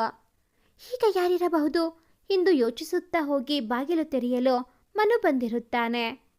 ಪಾವನಿ, ಇವರಿಗೆ ಸಮಯದ ಪರಿವೇ ಇಲ್ಲ ಎಂದು ಸುಮ್ಮನಾಗಲು ಒಳಗೆ ಬಂದ ಮನು ಅವಸರದಲ್ಲಿ ರೆಡಿ ಆಗುವುದನ್ನು ಕಂಡು, ಪಾವನಿ, ಯಾಕ್ರಿ ಇಷ್ಟು ಅವಸರದಲ್ಲಿ ಇಲ್ಲಿಗೆ ಹೋಗ್ತಾ ಇದ್ದೀರಾ ಎಂದಾಗ ಮನು, ಪಾವನಿ, ನನಗೆ ದಿಲ್ಲಿಗೆ 1 ವಾರ ಮೀಟಿಂಗ್ ಇದೆ, ಬರುವುದು 1 ವಾರ ಆಗಬಹುದು. ಪಾವನಿ ಏನೂ ಮಾತನಾಡದೆ ಸುಮ್ಮನೆ ನಿಂತಿರುವುದನ್ನು ಕಂಡು ಮನು, ಸಾರಿ, ನಿನಗೆ ಹೇಳೋದನ್ನೇ ಮರೆತೆ ಕಣೆ ಎಂದಾಗ ಪಾವನಿ, ಪರವಾಗಿಲ್ಲ ಮನು, ಹುಷಾರಾಗಿ ಹೋಗಿ ಬನ್ನಿ ಎಂದು ಗಂಡನನ್ನು ಕಳುಹಿಸಲು ಗಂಡ ಸರಿ ಎಂದು ಹೋಗುತ್ತಾನೆ. ಇನ್ನೂ ಸರಿಯಾಗಿ ಬೆಳಕು ಆಗಿಲ್ಲ, ಮತ್ತೆ ಮಲಗೋಲ ಅಂದರೆ ಹಾಳಾದ ಕನಸು ಭಯ ಹುಟ್ಟಿಸುತ್ತದೆ. ಈಗ ಏನ್ ಮಾಡಲಿ ಎಂದು ಯೋಚಿಸುತ್ತಿರಲು, ರಾಮದುರ್ಗದ ಬಗ್ಗೆ ತಿಳಿದುಕೊಳ್ಳಬೇಕು, ಆದರೆ ಹೇಗೆ ಎಂದು ಯೋಚಿಸುತ್ತಿರುವಾಗ, ಅರೆ, ಲ್ಯಾಪ್ಟಾಪ್ ಇದೆ. ಇಂಟರ್ನೆಟ್ ಕನೆಕ್ಟ್ ಮಾಡಿ ಪಾವನಿ ರಾಮದುರ್ಗ ಎಂದು ಟೈಪ್ ಮಾಡಲು 5 ರಾಮದುರ್ಗಗಳು ಪರದೆ ಮೇಲೆ ಬರಲು, ಅಯ್ಯೋ, ನಾವೆಷ್ಟು ಪೆದ್ದಿ, ತಾಲೂಕು ಜಿಲ್ಲೆ ಆಗಬೇಕು ಎಂದು ನೋಡಲು ಇದು ಯಾವ ಜಿಲ್ಲೆಗೆ ಬರುತ್ತೆ ಎಂದು ಕಾರ್ಡ್ ತೆಗೆದು ಯೋಚಿಸಲು ಆಹ್ವಾನ ಪತ್ರಿಕೆ ನೆನಪಿಗೆ ಬರಲು, ಎಸ್, ಇದರಲ್ಲಿ ಖಂಡಿತ ಇರುತ್ತದೆ ಎಂದು ನೋಡಲು ರಾಮದುರ್ಗ, ತಾಲೂಕು ನರಸೀಪುರ, ಜಿಲ್ಲಾ ಚಿತ್ರದುರ್ಗ, ಕರ್ನಾಟಕ. ಹೋ, ಹೀಗೆ ಸಿಗುತ್ತೆ ಎಂದು ಸರ್ಚ್ ಮಾಡಲು ಯಾವುದೇ ರೀತಿಯ ಮಾಹಿತಿ ಸಿಗದೇ ಇರುವ ಕಾರಣ ಪಾವನಿ, ಎಂಥ ಕೆಲಸ, ಊರಿನ ಬಗ್ಗೆ ಏನೂ ಮಾಹಿತಿ ಇಲ್ಲ, ಇದರಲ್ಲಿ ಏನು ಮಾಡೋದು ಎಂದು ಯೋಚಿಸುತ್ತಾ ಕುಳಿತಿರಲು ಹಾಲಿನ ಹುಡುಗ ಬರುತ್ತಾನೆ. ಯಾಕಪ್ಪ, ನಿಮ್ಮ ತಂದೆ ಬರಲಿಲ್ವಾ ಎನ್ನಲು, ಇಲ್ಲ ಅಕ್ಕ, ಅವರಿಗೆ ಹುಷಾರಿಲ್ಲ ಎನ್ನುತ್ತಾನೆ. ಸರಿ, ನಾನು 1 ವಾರ ಊರಲ್ಲೇ ಇರುವುದಿಲ್ಲ, ಹಾಲು ಕೊಡಬೇಡ ಅಂತ ನಿಮ್ಮ ತಂದೆಗೆ ಹೇಳು ಎಂದಾಗ, ಸರಿ ಅಕ್ಕ ಎಂದು ಹುಡುಗ ಹೋಗುತ್ತಾನೆ. ಪಾವನಿ ರಾಮದುರ್ಗಕ್ಕೆ ಹೋಗೋ ಸಮಯ ಬಂದೇ ಬಿಟ್ಟಿತು. ಬಸ್ಸಿನಲ್ಲಿ ಕುಳಿತ ಗೆಳತಿಯನ್ನು ಉದ್ದೇಶಿಸಿ ಕಾವ್ಯ, ಅಲ್ವೇ ಪಾವನಿ, ನಮ್ಮದೇ ಕಾರಲ್ಲಿ ಹೋಗಬಹುದಿತ್ತು, ಸುಮ್ಮನೆ ಬಸ್ ಅಂತ ಕರೆದುಕೊಂಡು ಬಂದೆ ಎಂದು ಮುಖ ತಿರುವಿದಾಗ, ಹಾಗಲ್ಲ ಕಾವ್ಯ, ನನಗೆ ಬಸ್ನಲ್ಲಿ ಪ್ರಯಾಣ ಮಾಡೋದು ತುಂಬ ಇಷ್ಟ, ಅದಕ್ಕೆ ಎಂದು ರಾಗ ಇಳಿಯಲು, ಸರಿನಮ್ಮ ಎಂದು ಕಾವ್ಯ ಸುಮ್ಮನೆ ಕುಳಿತುಕೊಳ್ಳಲು ಪಾವನಿ ಮೌನ ವಹಿಸಿ ಕಿಟಕಿಯಿಂದ ಹೊರಗೆ ನೋಡುತ್ತಾ ಕುಳಿತುಕೊಳ್ಳಲು ಬಸ್ಸು ಚಿತ್ರದುರ್ಗದತ್ತ ಪ್ರಯಾಣ ಬೆಳೆಸುತ್ತದೆ. ಪಾವನಿ ಹಾಗೆ ನಿದ್ದೆ ಹೋಗುತ್ತಾಳೆ. ಅದನ್ನು ನೋಡಿದ ಕಾವ್ಯ, ಇವಳೊಬ್ಬಳು ಕುಂಭಕರ್ಣನ ವಂಶದವಳು, ಅದೆಷ್ಟು ನಿದ್ದೆ ಮಾಡ್ತಾಳಪ್ಪ ಎಂದು ಮನದಲ್ಲಿ ನಗುತ್ತಾ ಸುಮ್ಮನೆ ಕುಳಿತುಕೊಳ್ಳಲು ಪಾವನಿಳಿಗೆ ಏನೋ ವಿಚಿತ್ರ ಸಂಕಟ, ಏನೋ ಕಳೆದುಕೊಂಡ ಭಾವ ಕಾಡಲು ನಿದ್ದೆಯಲ್ಲಿ ಕನವರಿಸುತ್ತಾ ಇರುವುದನ್ನು ಕಂಡು ಕಾವ್ಯ, ಲೇ ಕೋತಿ, ಏನಾಯಿತು ಹೇಳು ಎಂದಾಗ ಎಚ್ಚರವಾದ ಪಾವನಿ, ಏನಿಲ್ಲ ಕಣೆ ಎಂದು ಹೊರಗೆ ನೋಡುತ್ತಿರಲು ಚಿತ್ರದುರ್ಗ 50 ಕಿಲೋಮೀಟರ್ ಎಂಬ ರಸ್ತೆ ಬದಿಯ ಬೋರ್ಡ್ ನೋಡಲು ಆಗಲೇ ಸಂಜೆ 6 ಗಂಟೆ ಎಂದು ಗಡಿಯಾರ ನೋಡಲು ಕಾವ್ಯ ಕಡೆಗೆ ನೋಡಲು ಅವಳು ನಿದ್ದೆ ಮಾಡಿರುತ್ತಾಳೆ. ಪಾವನಿ ಮನದಲ್ಲಿ ಏನೋ ವಿಚಿತ್ರ ಯೋಚನೆ ಬರುತ್ತದೆ. ನಾನು ಹೋಗುತ್ತಿರುವುದು ಸರಿನೋ ತಪ್ಪೋ, ಇದರಿಂದ ನಾನು ನನ್ನವರನ್ನು ಕಳೆದುಕೊಳ್ಳಬಹುದಾ ಎಂಬ ಯೋಚನೆ ಬಂದಾಗ ನನಗೆ ಯಾರಿದ್ದಾರೆ ಕಳೆದುಕೊಳ್ಳಲು ಎಂದು ನಿರ್ಲಿಪ್ತ ಭಾವ ಮೂಡಲು ತಕ್ಷಣ ನನ್ನ ಮನು ಎಂದು ಅವಳ ಹೃದಯ ಒಂದು ಕ್ಷಣ ನಡುಗುತ್ತದೆ. ಬೇಡವಿರದ ಯೋಚನೆ ನಂದು ಎಂದು ಮಲಗಿಕೊಳ್ಳುತ್ತಿರಲು ಕಂಡಕ್ಟರ್, ಯಾರೇ ಚಿತ್ರದುರ್ಗ ಎನ್ನುವ ಸದ್ದಿಗೆ ಎಚ್ಚರವಾದ ಗೆಳತಿಯರು, ನಿಲ್ಲಿಸಿ ಸರ್, ನಾವು ಇಳಿಯಬೇಕು ಎಂದು ಬಸ್ಸಿನಿಂದ ಇಳಿಯುತ್ತಾರೆ. ಕೆಳಗೆ ಇಳಿದು ಸುತ್ತಲೂ ನೋಡಲು ಬಸ್ ಸ್ಟ್ಯಾಂಡ್ನಲ್ಲಿ ಅಷ್ಟೇನೂ ಜನವಿರದೆ ಬಿಕೋ ಎನ್ನುತ್ತಿರಲು ಕಾವ್ಯ, ಏನು ಯಾರೂ ಇಲ್ಲ ಎಂದು ವಾಚ್ ನೋಡಲು ರಾತ್ರಿ 10 ಗಂಟೆ ತೋರುತ್ತದೆ. ನಮ್ಮ ಬೆಂಗಳೂರಲ್ಲಿ ಈ ವೇಳೆ ಎಲ್ಲರೂ ಪಾರ್ಟಿ ಹೋಟೆಲ್ ಅಂತ ಇದ್ರೆ ಇಲ್ಲಿ ಯಾರೂ ಇಲ್ಲ ಎಂದು ಆಶ್ಚರ್ಯದಿಂದ ನೋಡಲು ಪಾವನಿ, ಸುಮ್ನಿರೆ ಎಂದು ಅಲ್ಲೇ ಡಿಪೋದಲ್ಲಿ ಅಧಿಕಾರಿಗಳಿಗೆ ರಾಮದುರ್ಗಕ್ಕೆ ಹೋಗಲು ಬಸ್ ಎಷ್ಟು ಗಂಟೆಗೆ ಇದೆ ಎಂದಾಗ ಅಧಿಕಾರಿ ವಿಚಿತ್ರವಾಗಿ ನೋಡಿ, ಏನಮ್ಮ, ಯಾವ ಊರು ನಿಮ್ಮದು ಎನ್ನಲು, ಬೆಂಗಳೂರು ಸರ್, ಯಾಕೆ ಎನ್ನಲು, ಅಲ್ಲ, ನೋಡಲು ವಿದ್ಯಾವಂತರ ಹಾಗೆ ಕಾಣುತ್ತೀರಿ, ಚಿತ್ರದುರ್ಗದಲ್ಲೇ ರಾಮದುರ್ಗ ಅಂತ ಯಾವುದೇ ಊರಿಲ್ಲ, ಇನ್ನು ಬಸ್ ಎಲ್ಲಿಂದ ಎನ್ನಲು ಇಬ್ಬರು ಆಶ್ಚರ್ಯದಿಂದ ಏನಂದ್ರಿ ಎಂದು ಕೇಳುತ್ತಾರೆ. ಗೆಳತಿಯರಿಬ್ಬರು ಆಶ್ಚರ್ಯದಿಂದ ಏನಂದ್ರಿ ಎಂದು ಕೇಳಿದಾಗ ಅಧಿಕಾರಿ, ಹೌದು, ರಾಮದುರ್ಗ ಅಂತ ಯಾವುದೇ ಊರಿಲ್ಲ, ನೀವೆಲ್ಲೋ ಕನ್ಫ್ಯೂಸ್ ಆಗಿ ಚಿತ್ರದುರ್ಗಕ್ಕೆ ಬಂದಿದ್ದು ಎಂದಾಗ ಕಾವ್ಯ ಪಾವನಿಯನ್ನು ಕೋಪದಲ್ಲಿ ನೋಡಲು ಪಾವನಿ ಸಹ ಗೊಂದಲದಿಂದ 1 ನಿಮಿಷ ಎಂದು ತನ್ನ ಬ್ಯಾಗ್ನಲ್ಲಿದ್ದ ಆಹ್ವಾನ ಪತ್ರಿಕೆ ತೆಗೆದು ನೋಡಲು ಅದರಲ್ಲಿ ರಾಯದುರ್ಗ ಅಂತ ಇರುತ್ತದೆ. ಪಾವನಿ ಆಶ್ಚರ್ಯದಿಂದ, ಕಾವ್ಯ, ಇಲ್ಲೋಡೆ, ರಾಯದುರ್ಗ ಅಂತ ಇದೆ ಎಂದಾಗ ಕಾವ್ಯ ನಗುತ್ತಾ, ಅಲ್ವೇ ಪಾವನಿ, ನಿನಗೆ ಕನ್ನಡ ಸಹ ಓದಲು ಬರುವುದಿಲ್ಲ ಎಂದು ತಮಾಷೆ ಮಾಡಲು ಅಧಿಕಾರಿ ಸಹ ನಗುತ್ತಾ, ನೋಡ್ರಮ್ಮ, ರಾಯದುರ್ಗಕ್ಕೆ ಇರುವುದು ಒಂದೇ ಬಸ್ಸು, ಅದು ಕಡೆ ಬಸ್ಸು, ಸಾಯಂಕಾಲ 7 ಗಂಟೆಗೆ ಹೋಗಿದೆ, ಇನ್ನು ಬೆಳಗ್ಗೆ 7 ಗಂಟೆಗೆ ಬರುವುದು ಎಂದಾಗ ಅಯ್ಯೋ, ಇವಾಗೇನು ಮಾಡುವುದು ಎಂದು ಚಿಂತಿಸಲು ಯಾವುದಾದರೂ ಲಾಡ್ಜ್ಗೆ ಹೋಗೋಣ ನಡೆ ಎಂದು ಅಧಿಕಾರಿಗಳಿಗೆ ಧನ್ಯವಾದ ಹೇಳಿ ಹೊರಗೆ ಬಂದು ನೋಡಲು ಒಂದು ಹೋಟೆಲ್ ಕಾಣುತ್ತದೆ. ಇಬ್ಬರು ಹೋಗಿ ಒಂದು ರೂಮ್ ಪಡೆದು ಅಂದು ರಾತ್ರಿ ಅಲ್ಲೇ ಉಳಿದುಕೊಳ್ಳುತ್ತಾರೆ. ಪ್ರಯಾಣದ ಆಯಾಸದಿಂದ ಇಬ್ಬರಿಗೂ ಬಹಳ ಬೇಗನೆ ನಿದ್ದೆ ಆವರಿಸುತ್ತದೆ. ಸಮಯ ಮಧ್ಯರಾತ್ರಿ 1:30. ಪಾವನಿ ಕನವರಿಸುತ್ತಾ, ಬೇಡ ಅತ್ತೆ, ನನ್ನಿಂದ ಅವರನ್ನು ದೂರ ಮಾಡಬೇಡಿ, ಅವರನ್ನು ಬಿಟ್ಟು ಬದುಕುವ ಶಕ್ತಿ ನನಗಿಲ್ಲ ಎಂದು ಯಾರೋ ಬೇಡಿಕೊಳ್ಳಲು ಯಾವುದೋ ಹೆಂಗಸು, ಒಂದು ಮಗುವನ್ನು ಎತ್ತುಕೊಡುವ ಯೋಗ್ಯತೆ ಇಲ್ಲ, ಗಂಡ ಬೇಕಾ ನಿನಗೆ, ಮೊದಲು ತೊಲಗು ಇಲ್ಲಿಂದ, ನನ್ನ ಮಗನಿಗೆ ಬೇರೆ ಮದುವೆ ಮಾಡಿ ನಮ್ಮ ವಂಶ ಉದ್ಧಾರ ಮಾಡಬೇಕು ಎಂದು ಇವಳನ್ನು ಮನೆಯಿಂದ ಆಚೆ ನೂಕಲು ಪಾವನಿ ಅಮ್ಮ ಎಂದು ಬೆಡ್ ಮೇಲಿಂದ ಕೆಳಗೆ ಬೀಳಲು ಕಾವ್ಯ ಭಯದಿಂದ ಎಚ್ಚರವಾಗಿ ಪಾವನಿಲ ಬಳಿ ಹೋಗಿ ಅವಳನ್ನು ಎಬ್ಬಿಸಿ ಬೆಡ್ ಮೇಲೆ ಕೂಳಿಸಿ ಸಮಾಧಾನ ಮಾಡಿ ಕುಡಿಯಲು ನೀರು ಕೊಟ್ಟಾಗ ಪಾವನಿ ಗಾಬರಿಯಲ್ಲಿ ನೀರು ಕುಡಿಯುತ್ತಾ ಕುಳಿತಿರುವುದನ್ನು ನೋಡಿದ ಕಾವ್ಯ, ಬೆಳಗ್ಗೆ ವಿಚಾರಿಸೋಣ ಎಂದು ಅವಳನ್ನು ಮಲಗಿಸಿ ತಾನು ಮಲಗುತ್ತಾಳೆ. ಬೆಳಗ್ಗೆ ಎಚ್ಚರವಾದ ಪಾವನಿ ರಾತ್ರಿಯ ಕನಸಿನ ಬಗ್ಗೆ ಯೋಚಿಸುತ್ತಾ ಕುಳಿತಿರಲು, ಯಾರದು? ಪಾಪ, ಎಷ್ಟು ಕ್ರೂರವಾಗಿ ಮನೆಯಿಂದ ಹೊರಗೆ ತಳ್ಳಿದರಲ್ಲ, ಹೆಣ್ಣು ಅನ್ನುವುದು ಮರೆತು ಇಷ್ಟು ಕಠಿಣವಾಗಿ ನಡೆದುಕೊಂಡರು ಅವರೆಲ್ಲ ಮನುಷ್ಯರ ಎಂದು ತನ್ನ ಪಾಡಿಗೆ ತಾನೇ ಮಾತನಾಡುತ್ತಾ ಕುಳಿತಿರುವ ಗೆಳತಿಯನ್ನು ನೋಡಿ ನಗುತ್ತಾ, ಏನ್ ಮೇಡಮ್, ಯಾರ್ಯಾರನ್ನು ಹೊರಗೆ ಹಾಕಿದ್ರು, ತಾವೇಕೆ ಇಷ್ಟು ಸಂಕಟ ಪಡುತ್ತಿದ್ದೀರಿ ಎಂದು ರೇಗಿಸಲು ಪಾವನಿ ತನ್ನ ಯೋಚನೆ ಬದಿಗಿಟ್ಟು, ಏನಿಲ್ಲ ಬಿಡು, ನಡಿ, ಮೊದಲು ರೆಡಿಯಾಗೋ, ಟೈಮ್ ಆಯಿತು ಎಂದು ಇಬ್ಬರು ಹೊರಡಲು ತಯಾರಾಗುತ್ತಾರೆ. ತಿಂಡಿ ತಿಂದು ಬಸ್ ಸ್ಟಾಪ್ಗೆ ಬಂದಾಗ ಅದಾಗಲೇ ಬಸ್ಸು ಬಂದು ಹೊರಡಲು ಸಿದ್ಧವಾಗಿರುತ್ತದೆ. ಇಬ್ಬರು ಹೋಗಿ ಬಸ್ಸನ್ನು ಹತ್ತುತ್ತಿದ್ದಾಗ ಯಾರೋ ಅನುಪಮ ಎಂದು ಕೂಗಿದಂತೆ ಕೇಳಿಸಿ ಹಿಂದೆ ನೋಡಲು ಯಾರೂ ಇರುವುದಿಲ್ಲ. ಕಾವ್ಯ ಬೇಗ ಬಾರೆ ಎಂದು ಅವಸರಿಸಿ ಒಳಗೆ ಹೋಗುತ್ತಾರೆ. ಬಸ್ಸು ರಾಯದುರ್ಗದತ್ತ ಪಯಣ ಬೆಳೆಸಲು ಪಾವನೇಳಿಗೆ ಏನೂ ಹೇಳಲಾರದ ಸಂಕಟ, ಯಾವುದೋ ಕ್ಷಮಿಸಲಾಗದ ತಪ್ಪಿಗೆ ಶಿಕ್ಷೆ ಬೀಳಲು ಹೊರಟ ಹಾಗೆ ಅನಿಸಲು ತಲೆ ಹಿಡಿದು ಕಿಟಕಿಗೆ ಹೊರಗೆ ಆಚೆ ನೋಡುತ್ತಾ ಕುಳಿತಿರುವಾಗ ಅವಳ ಕಣ್ಣಿಗೆ ರಾಮಮಂದಿರ, ರಾಯದುರ್ಗ ಆರಂಭ ಎಂಬ ನಾಮಫಲಕ ನೋಡಿ ಮನಸ್ಸಿನಲ್ಲಿ ರಾಮ ಎಂದಾಗ ಏನೋ ಮಧುರವಾದ ಭಾವನೆ. ಹಾಗೆ ಮರುಕ್ಷಣದಲ್ಲಿ ಭಯ ಮೂಡಲು ಬಸ್ಸು ಮುಂದೆ ಸಾಗುತ್ತಾ ಡ್ರೈವರ್ ಒಮ್ಮೆಗೆ ಬ್ರೇಕ್ ಹಾಕಲು ಎಲ್ಲರೂ ಗಾಬರಿಯಿಂದ ಚೀರಿದರು. ಕಂಡಕ್ಟರ್, ಏನಣ್ಣ ಗಾರ್ಡ್ ಸೆಕ್ಷನ್ ನಿಧಾನಪ್ಪ, ಮೊದಲೇ ಬಡ್ಕೊಂಡೆ ಹೊಸ ಹುಡುಗರನ್ನ ಈ ಬಸ್ಸಿಗೆ ಹಾಕಬೇಡಿ ಅಂತ, ಯಾರು ಕೇಳ್ತಾರೆ ನನ್ನ ಮಾತನ್ನ, ಥು ಎಂದು ಬೈಯಲು ಡ್ರೈವರ್, ಇಲ್ಲಣ್ಣ ನಾನು ಕೇರ್ಫುಲ್ ಆಗಿನೇ ಡ್ರೈವ್ ಮಾಡುತ್ತಾ ಇದ್ದೆ, ಆದರೆ ಎಂದು ತಲೆ ಕೆರೆದುಕೊಳ್ಳಲು, ಹೋಗ್ಲಿ ಬಿಡು ನಡಿ, ಲೇಟ್ ಆದರೆ ರಾಯದುರ್ಗ ಜನ ನಮ್ಮನ್ನ ಕೊಂದೇ ಬಿಡ್ತಾರೆ ಎಂದು ಗಾಡಿ ಸ್ಟಾರ್ಟ್ ಮಾಡಲು ಹೇಳುತ್ತಾನೆ. ಗಾಡಿ ಸ್ಟಾರ್ಟ್ ಮಾಡಿದ ಡ್ರೈವರ್ ಬಲಗಡೆ ಟರ್ನ್ ತೆಗೆದುಕೊಳ್ಳುವ ಬದಲು ಎಡಗಡೆ ತೆಗೆದುಕೊಳ್ಳುವುದನ್ನು ನೋಡಿದ ಕಂಡಕ್ಟರ್, ಯಾಕಪ್ಪ ನಮ್ಮನ್ನ ಸಮಾಧಿ ಮಾಡಲೇಬೇಕು ಅಂತ ನಿರ್ಧಾರ ಮಾಡಿದೀಯಾ ಹೇಗೆ ಎಂದು ಕೇಳಲು, ಅಯ್ಯೋ ಸಾರಿ, ನಾನು ಅದು ಕೆಂಪನಕೋಟೆ ಕಡೆ ಮರೆತು ಟರ್ನ್ ತೆಗೆದುಕೊಳ್ಳುತ್ತಾ ಇದ್ದೆ ಎಂದು ನಗಲು ಕೆಂಪನಕೋಟೆ ಹೆಸರು ಕೇಳಿದಾಗ ಪಾವನಿ ಒಂದು ಕ್ಷಣ ನಡುಗಿ ಬಿಡುತ್ತಾಳೆ.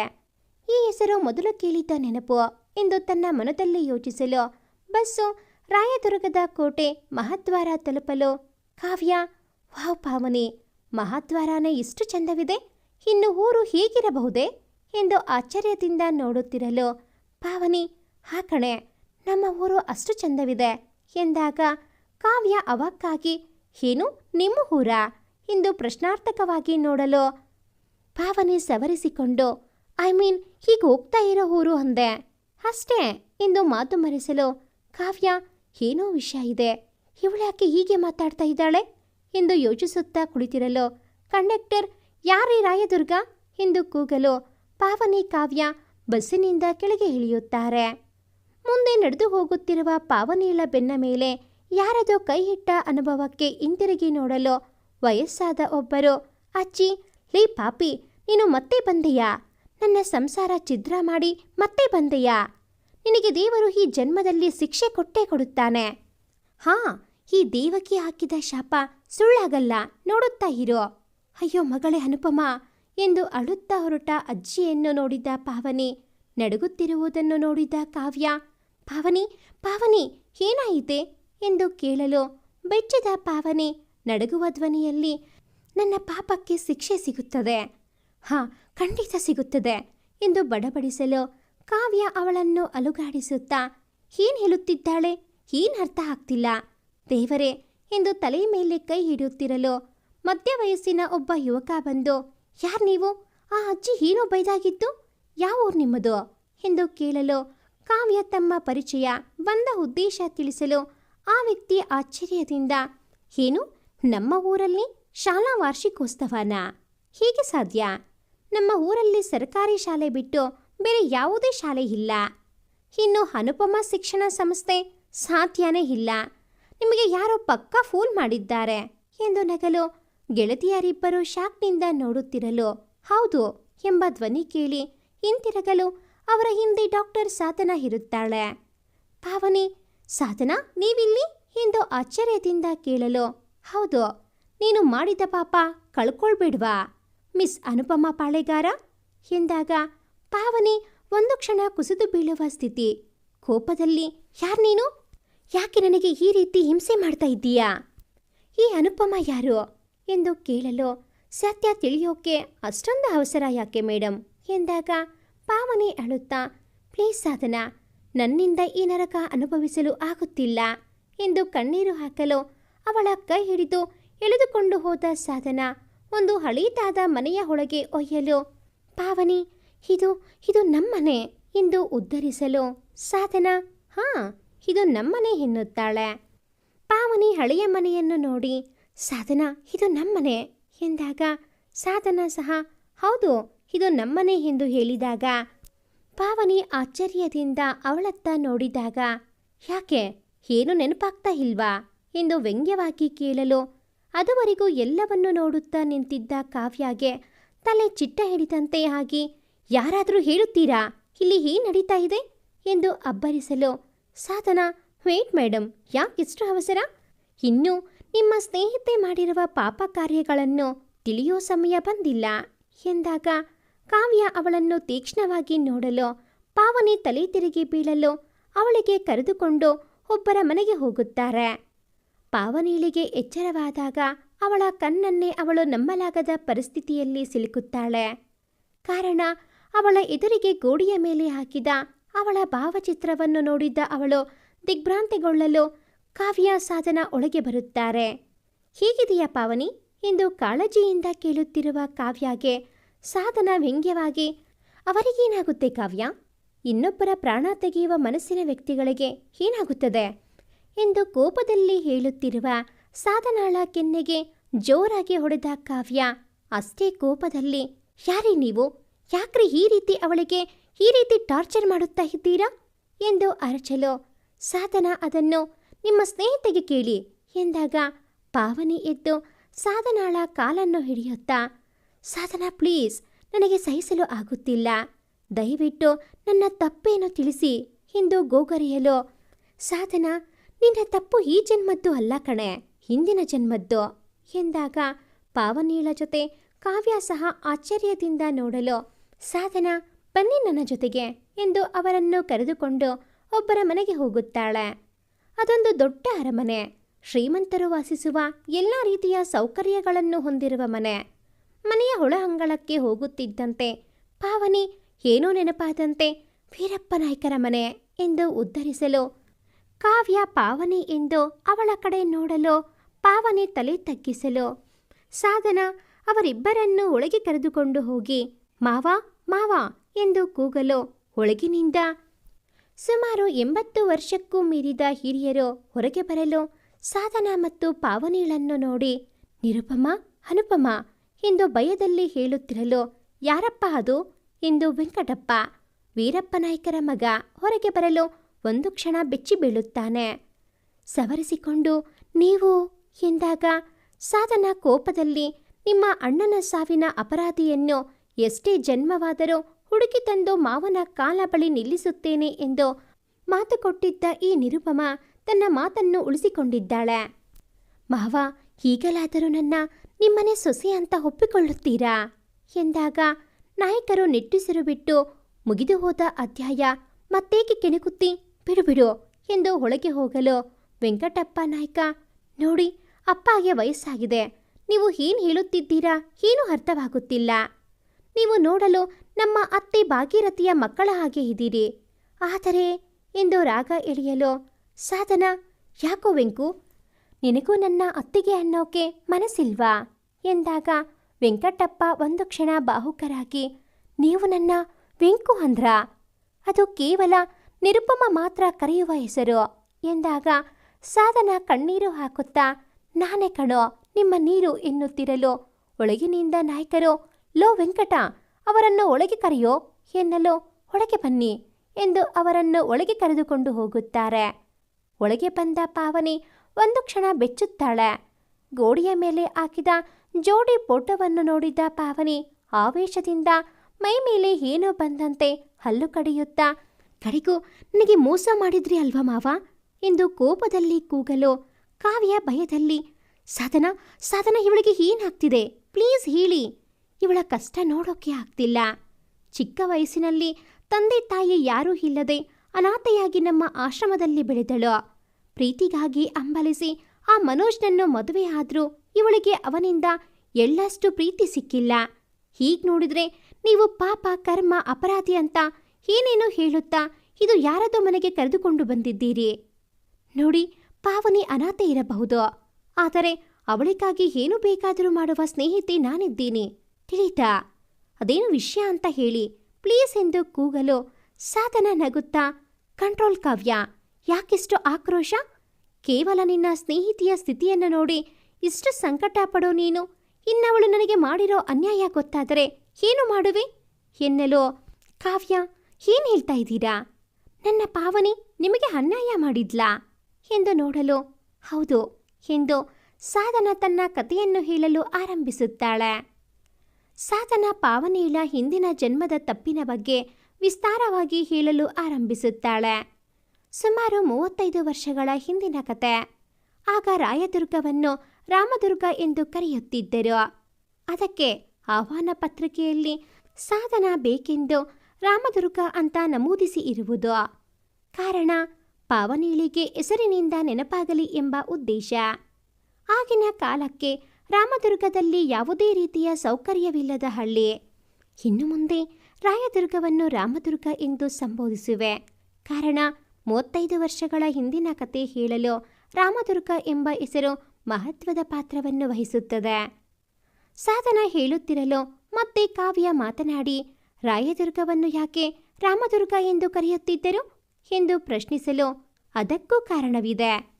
ಕೆಲವು ಮಳೆಯಾಗದೆ ಬರಗಾಲ ಬಿದ್ದು ಎಲ್ಲರೂ ಸಂಕಷ್ಟ ಪಡುತ್ತಿರುವ ಕಾಲದಲ್ಲಿ ಊರಿನ ಹಿರಿಯರು ಶ್ರೀರಾಮನಲ್ಲಿ ಬೇಡಿಕೊಳ್ಳಲು ದೇವರ ದಯೆಯಿಂದ ಮಳೆ ಸುರಿದ ಕಾರಣ ಊರಿಗೆ ರಾಮದುರ್ಗ ಎಂದು ನಾಮಕರಣ ಮಾಡಿ ಶ್ರೀರಾಮನ ನಾಮಸ್ಮರಣೆ ಮಾಡಿ ಅವನ ಹೆಸರಿನಲ್ಲಿ ರಾಮ ಮಂದಿರವನ್ನು ಸ್ಥಾಪಿಸಿದರು. ಕಾವ್ಯ ಮತ್ತೆ ತನ್ನ ಸಂಶಯವನ್ನು ವ್ಯಕ್ತಪಡಿಸುತ್ತಾ, ಹಾಗಾದರೆ ಮತ್ತೇಕೆ ಹೆಸರು ಬದಲಾವಣೆ ಮಾಡಿದ್ದಾರೆ ರಾಯದುರ್ಗ ಅಂತ ಎಂದು ಕೇಳಲು ಸಾಧನ ಆವೇಶದಿಂದ ಅದಕ್ಕೆ ಕಾರಣ ಇವಳೇ ಎಂದು ಕೂಗಲು ಪಾವನಿ ಒಂದು ಕ್ಷಣ ತಬ್ಬಿಬ್ಬಾಗುತ್ತಾಳೆ. ಏನು ನಾನಾ ಎಂದು ಕೇಳಲು ಹೌದು, ಅದನ್ನು ಮುಂದೆ ಹೇಳುತ್ತೇನೆ. ನಮ್ಮದು ಊರಿಗೆ ಶ್ರೀಮಂತ ಮನೆತನ. ನಮ್ಮ ತಂದೆ ಭೀಮನಾಥ ಪಾಳೆಗಾರರು. ಊರಿನ ಎಲ್ಲ ಜನರನ್ನು ತಮ್ಮ ಬಂಧುಗಳಂತೆ ನೋಡುತ್ತಿದ್ದರು. ಊರಿನ ಜನಗಳು ಸಹ ತಮ್ಮ ಯಾವುದೇ ಸಮಸ್ಯೆಯನ್ನು ನಮ್ಮ ತಂದೆಯ ಮುಂದೆ ಬಂದು ಹೇಳಿಕೊಳ್ಳುತ್ತಿದ್ದರು.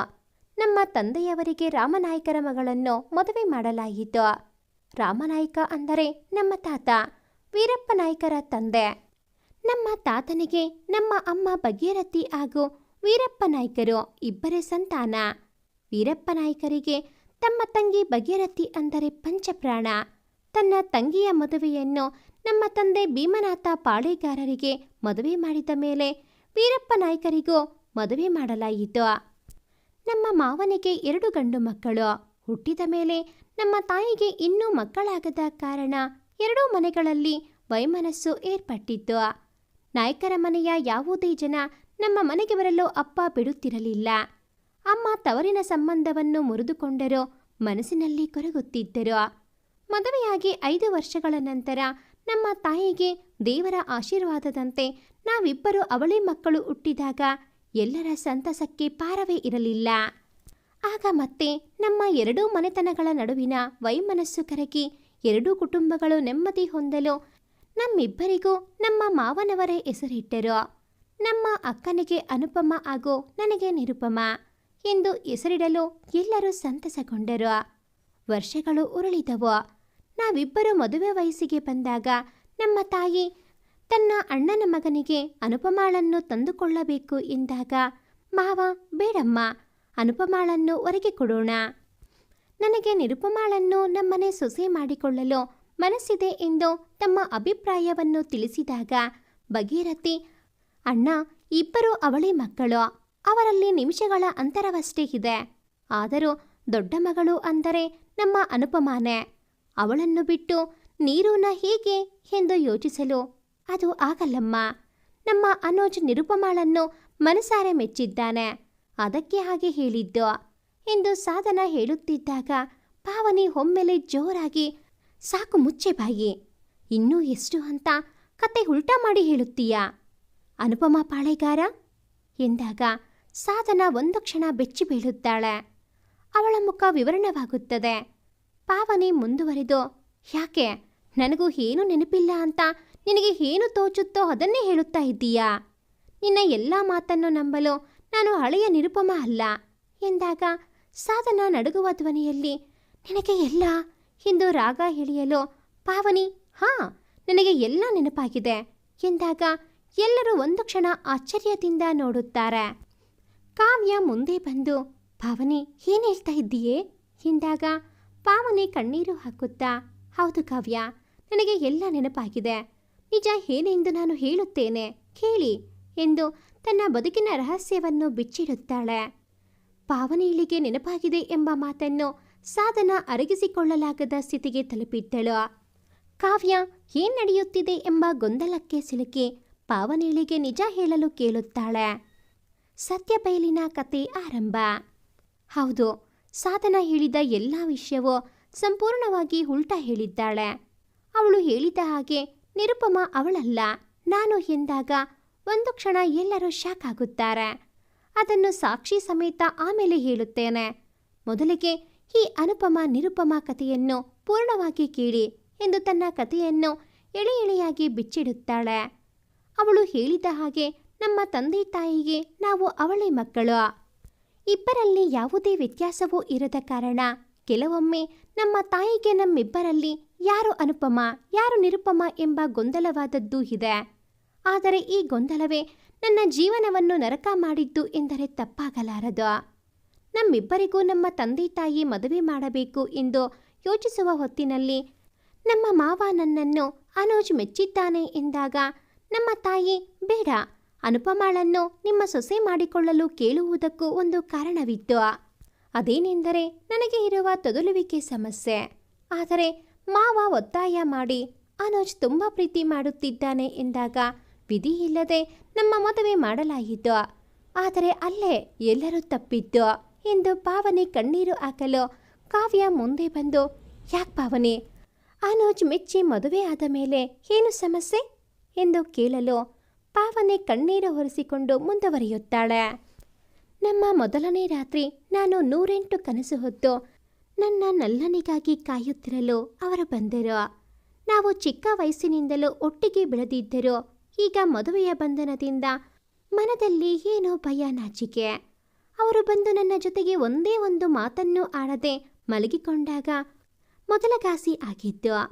ಆದರೆ ಯಾಕೆ ಎಂದು ಕೇಳುವ ಧೈರ್ಯ ಸಾಲದೆ ಸುಮ್ಮನಾದೆ. ಅದೇ ಪುನರಾವರ್ತನೆ ಪ್ರತಿದಿನವೂ ನಡೆಯಲು ಒಮ್ಮೆ ಧೈರ್ಯ ಮಾಡಿ ಕೇಳಿಯೇ ಬಿಟ್ಟೆ. ಅಂದು ಅವರು ಕೋಣೆಗೆ ಬಂದು ಯಥಾಪ್ರಕಾರ ಮಲಗಲು ನನ್ನ ಸಂಯಮವು ಕಡಿದು ಹೋಯಿತು.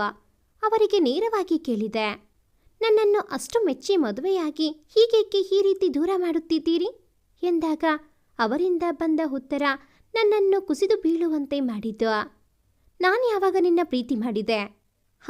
ನಾನು ಪ್ರೀತಿ ಮಾಡಿದ್ದು ಅನುಪಮಾಳನ್ನು, ನಿನ್ನೆಲ್ಲ ತಿಳಿದುಕೋ. ನನ್ನ ತಂದೆಗೆ ಅವಳ ಮೇಲೆ ಅದೇನೋ ದ್ವೇಷವೋ. ನಾವೆಷ್ಟು ಅಂಗಲಾಚಿದರೂ ಕೇಳದೆ ನಿನ್ನಂಥವಳನ್ನು ತಂದು ನನಗೆ ಮದುವೆ ಮಾಡಿದ್ದಾರೆ. ಛೆ ಎಂದಾಗ ನನಗೆ ಶಾಕ್. ನನ್ನಂಥವಳು ಎಂದರೆ ಏನರ್ಥ ಎಂದು ಕೇಳಿದಾಗ, ನಿನಗೆ ಇರುವ ತೊದಲುವಿಕೆ ಸಮಸ್ಯೆ. ನನಗೆ ಈ ರೀತಿ ಸಮಸ್ಯೆ ಇರುವವರನ್ನು ಕಂಡರೆ ಆಗುವುದಿಲ್ಲ. ಅಂಥದರಲ್ಲಿ ನನ್ನ ಹೆಂಡತಿಗೆ ಅಂದರೆ ಛೀ ಎಂದು ಮುಖ ತಿರುಗಿಸಲು ನನ್ನ ಕಾಲ ಹಾಡಿ ಭೂಮಿ ಕುಸಿದ ಅನುಭವ.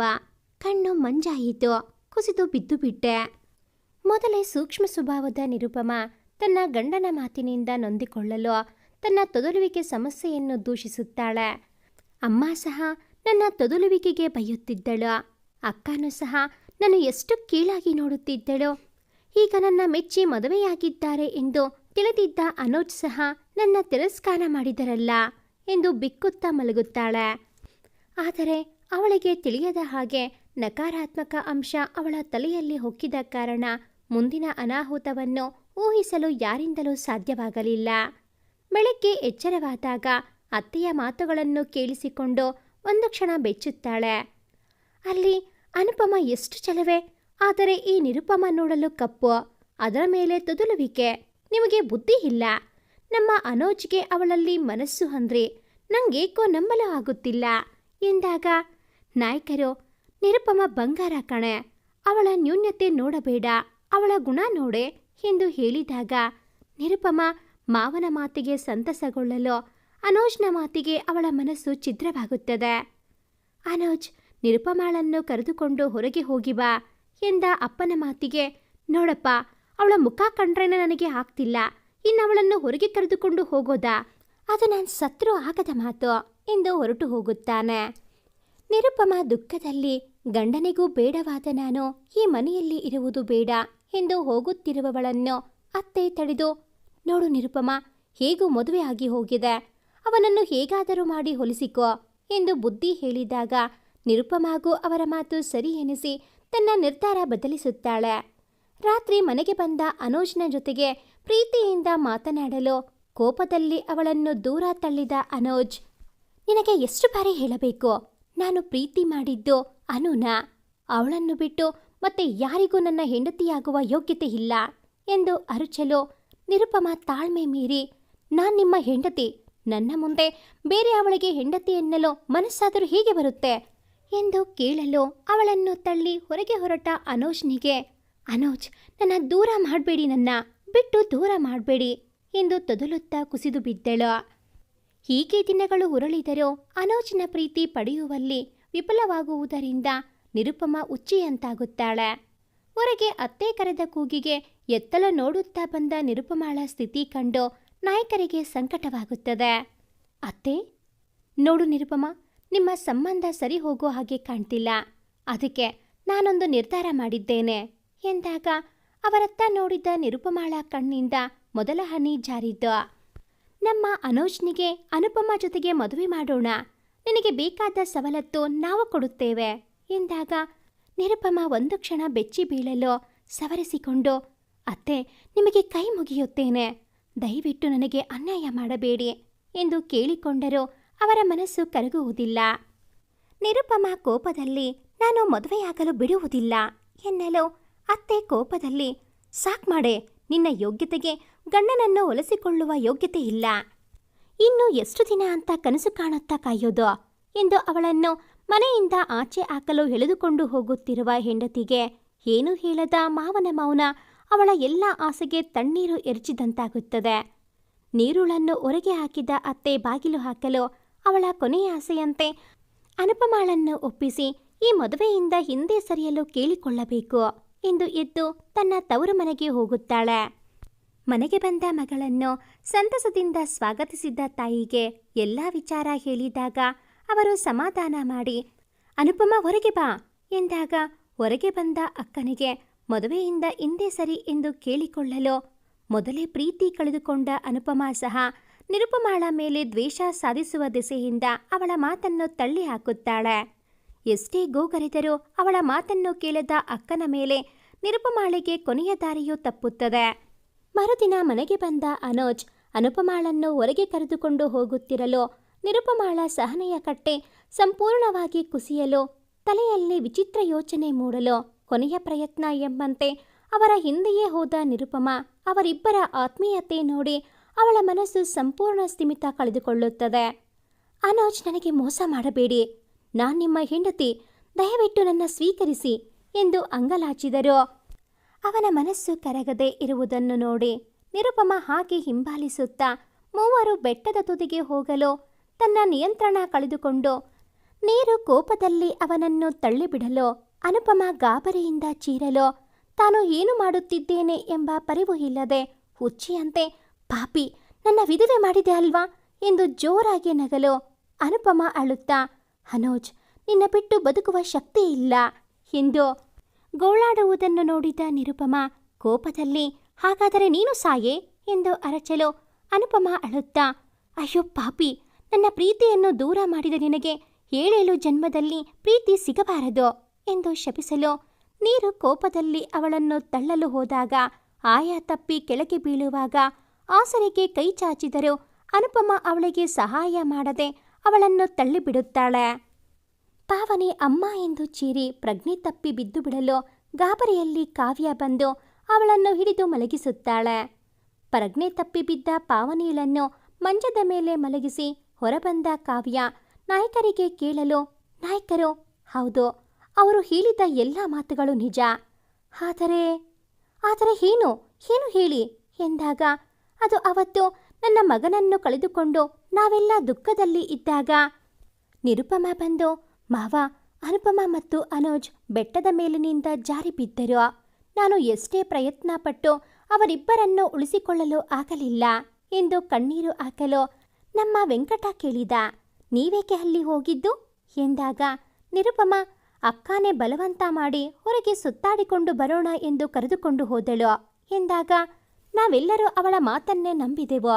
ಆದರೆ ಮರುದಿನ ಪೊಲೀಸ್ ಬಂದಾಗ ಗೊತ್ತಾಗಿದ್ದು ನಮ್ಮ ಮಕ್ಕಳ ಸಾವು ಆಕಸ್ಮಿಕ ಅಲ್ಲ, ಅದು ಯಾರೋ ಬೇಕು ಅಂತಲೇ ಅವರನ್ನು ತಳ್ಳಿದ್ದು ಅಂತ. ಅದನ್ನು ಕೇಳಿದ ನನ್ನ ಹೆಂಡತಿ ಆಘಾತದಿಂದ ನಮ್ಮನ್ನು ಬಿಟ್ಟು ಕಣ್ಣು ಮುಚ್ಚಿಕೊಂಡಳು ಎಂದು ನಾಯಕರು ಕಣ್ಣೀರು ಒರೆಸಿಕೊಳ್ಳುತ್ತಾ, ಅವತ್ತೇನಮ್ಮ ನಮ್ಮ ನಿರುಪಮ ನನ್ನ ಕೈ ಹಿಡಿದು, ಮಾವ, ಅಕ್ಕ ಮತ್ತು ಅನೋಜ್ನ ಸಾವಿಗೆ ನ್ಯಾಯ ಸಿಗುವವರೆಗೆ ನಾನು ಈ ಮನೆಗೆ ವಾಪಸ್ ಬರುವುದಿಲ್ಲ. ನಿಮ್ಮ ಮುಂದೆ ಆ ಕೊಲೆಗಾರನ್ನು ನಿಲ್ಲಿಸುತ್ತೇನೆ. ಅದು ಎಷ್ಟೇ ಜನ್ಮವಾದರೂ ಸರಿ, ಇದು ಸತ್ಯ ಎಂದು ಹೇಳಿ ಮನೆ ಬಿಟ್ಟು ಹೋದಳು.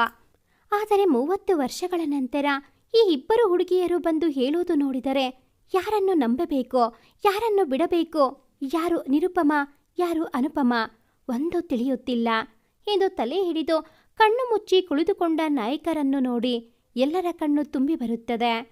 ಎಚ್ಚರವಾದ ಪಾವನಿ ನಾಯಕರ ಕಾಲನ್ನು ಹಿಡಿದು, ಮಾವ, ನನ್ನನ್ನು ಕ್ಷಮಿಸಿ. ನಾನವತ್ತು ಹುಚ್ಚಿಯಂತೆ ನನ್ನ ಗಂಡನನ್ನು ಉಳಿಸಿಕೊಳ್ಳಲು ಎಷ್ಟೋ ಪ್ರಯತ್ನ ಪಟ್ಟೆ. ಆದರೆ ಅವರು ನನ್ನ ಕಡೆ ತಿರುಗಿಯೂ ನೋಡಲಿಲ್ಲ ಎಂದು ನನ್ನ ಮನಸ್ಸಿನಲ್ಲಿ ಅಸೂಯೆ ಮೂಡಿತು. ನಾನು ಏನು ಮಾಡಿದೆ ಅಂತಾನೂ ಗೊತ್ತಾಗಲಿಲ್ಲ ಮಾವಯ್ಯ. ಅವರನ್ನು ತಳ್ಳಿಬಿಟ್ಟೆ ಎಂದು ಕಣ್ಣೀರಿಡಲು ನಾಯಕರು ಕೋಪದಲ್ಲಿ ಅವಳನ್ನು ದೂರ ತಳ್ಳುತ್ತಾ, ಅಯ್ಯೋ ಪಾಪಿ, ನಿನ್ನ ಗುಣ ಮೆಚ್ಚಿ ನನ್ನ ಮನೆ ಸೊಸೆ ಮಾಡಿಕೊಂಡರೆ ನನ್ನ ಮನೆ ಮಗನನ್ನು ಕೊಂದು ಸ್ವಂತ ಅಕ್ಕ ಅಂತಾನೂ ನೋಡದೆ ಅವಳನ್ನು ಕೊಂದು ಬಿಟ್ಟು ನನಗೆ ಪ್ರಮಾಣ ಮಾಡಿದೆ ಅಲ್ಲೇ, ಯಾಕೆ ಈ ನಾಟಕ ಎಂದು ಗೋಳಾಡಲು ಪಾವನಿ ಏನೋ ನೆನಪಾದಂತೆ, ಇಲ್ಲ ಮಾವ, ನಾನು ನಿಮಗೆ ಯಾವ ಪ್ರಾಮಿಸು ಮಾಡಿಲ್ಲ.